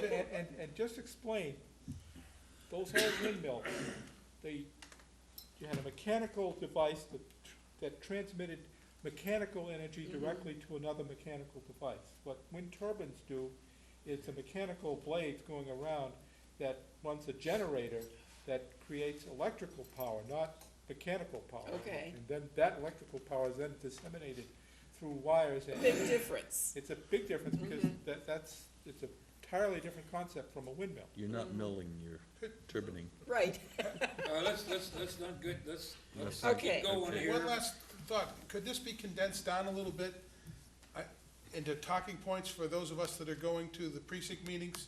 That's the intent. Or, you know, just to boil it down a little bit with maybe a couple of slides or pictures, just so we That's have a absolutely presentation, that the we're all intent. doing the same presentation. Okay, that's really That is important. absolutely the intent. Okay. That is why we Right. started this process as early as we did, so Right. that you can pull out your cheat sheet. So we all should be saying the same thing. Yeah, yeah. That's But- the idea. Talking points, But but the there are no deal is- slides, Jim. We're Okay. not gonna be doing slides. at Right. these All right. Precinct meetings. Okay, well, whatever. So anyway, you know, one of the questions is, why didn't you just follow state law? There isn't a state law. Would have been a whole lot easier if we could, but there isn't any such animal.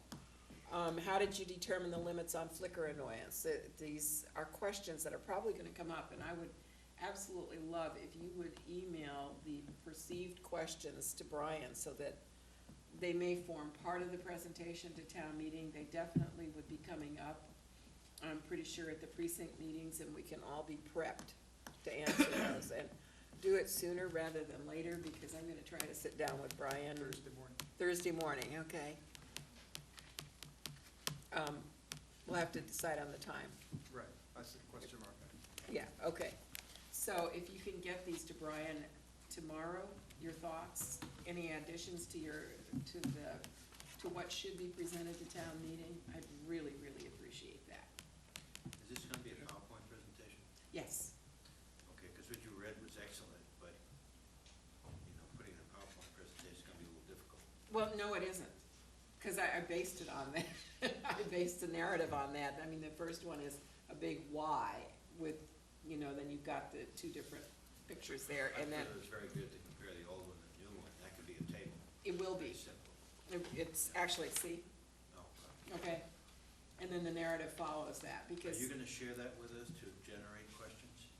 I What, the PowerPoint? No, that know text. these. He has there. Paul wonders if you wanted to, Give that. Yeah, why don't you, Fire it out tomorrow why don't you morning. just fire it out to everybody as a public document? because I can't. I've gotta leave the house early tomorrow morning. I have a Leave it meeting. with me, and I'll have Joyce scan it and send it out. You could send it. I sent it to you, Brian, today. Oh, shame. then I'll, So just leave it with 'em. I'll email it out to the board members, So I'm we'll not get it allowed to tomorrow. touch the computer. Okay. We're All right, not Jim. done. I'll email it out to the board. Okay, thank you.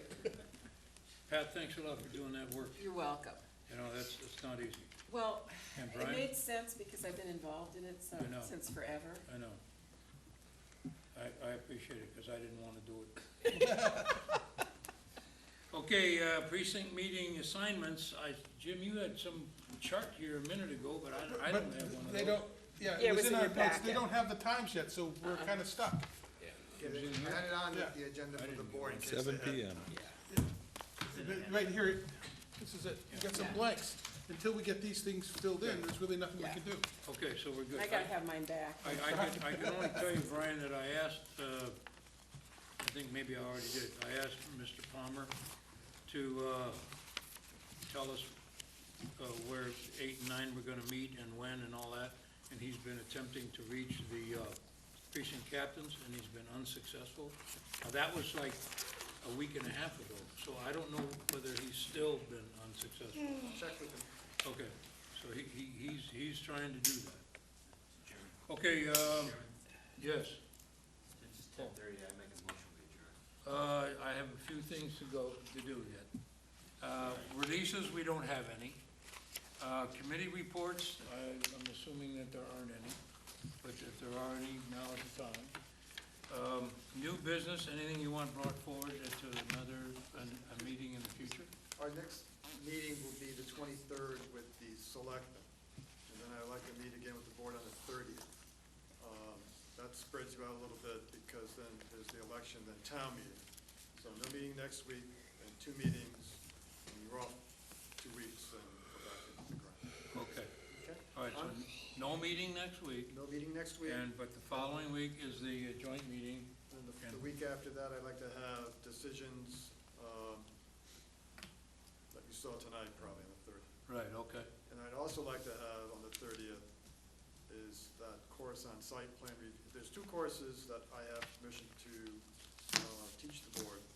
Just like Marlene gave a presentation on the subdivision control law, I've got a course on the difference between variances and special permits, and I have a course on site plan review. I'll email the board just, the syllabus a little bit, and I'd like to be able to give one of those presentations to the board on the 30th, a little training, if that's the board's wish. That would take 30 minutes? The course is 2 hours, but you're not gonna get the 2 hours. You're right. You're absolutely right on that, Brian. We'll talk about we may not have time on the 3rd, it might be after town meeting. Okay, But the 30th for sure for decisions, the 23rd with the board of the select. okay. Correspondence was the letter from Mr. Cool, which we used in our deliberations on our bylaw. There is no other correspondence. Now, Paul, I will entertain your motion. Should I say something before? Sure, go ahead. I reviewed the Citizen Plan Training Collaborative that was given to me by the staff. Okay. I think some of these are pretty interesting, although if you start looking at where they are Yeah. and what they are, it's a little awkward. I presume this is gonna continue after the first of the year, is that They're correct? only giving in the fall. Only in the fall, Pretty sure. because for level 1 certificate, there's only 4 items, and you almost can't go to them. Yeah, Unless you wanna go to Pittsfield or something like that. Yeah, I know. I'll check with the UMass Amherst, but my understanding right now, they're just proposing a fall semester. They look very interesting. I make a motion we adjourn, Mr. Chairman. Okay, I'll second. all those in favor? Aye. Meeting's adjourned.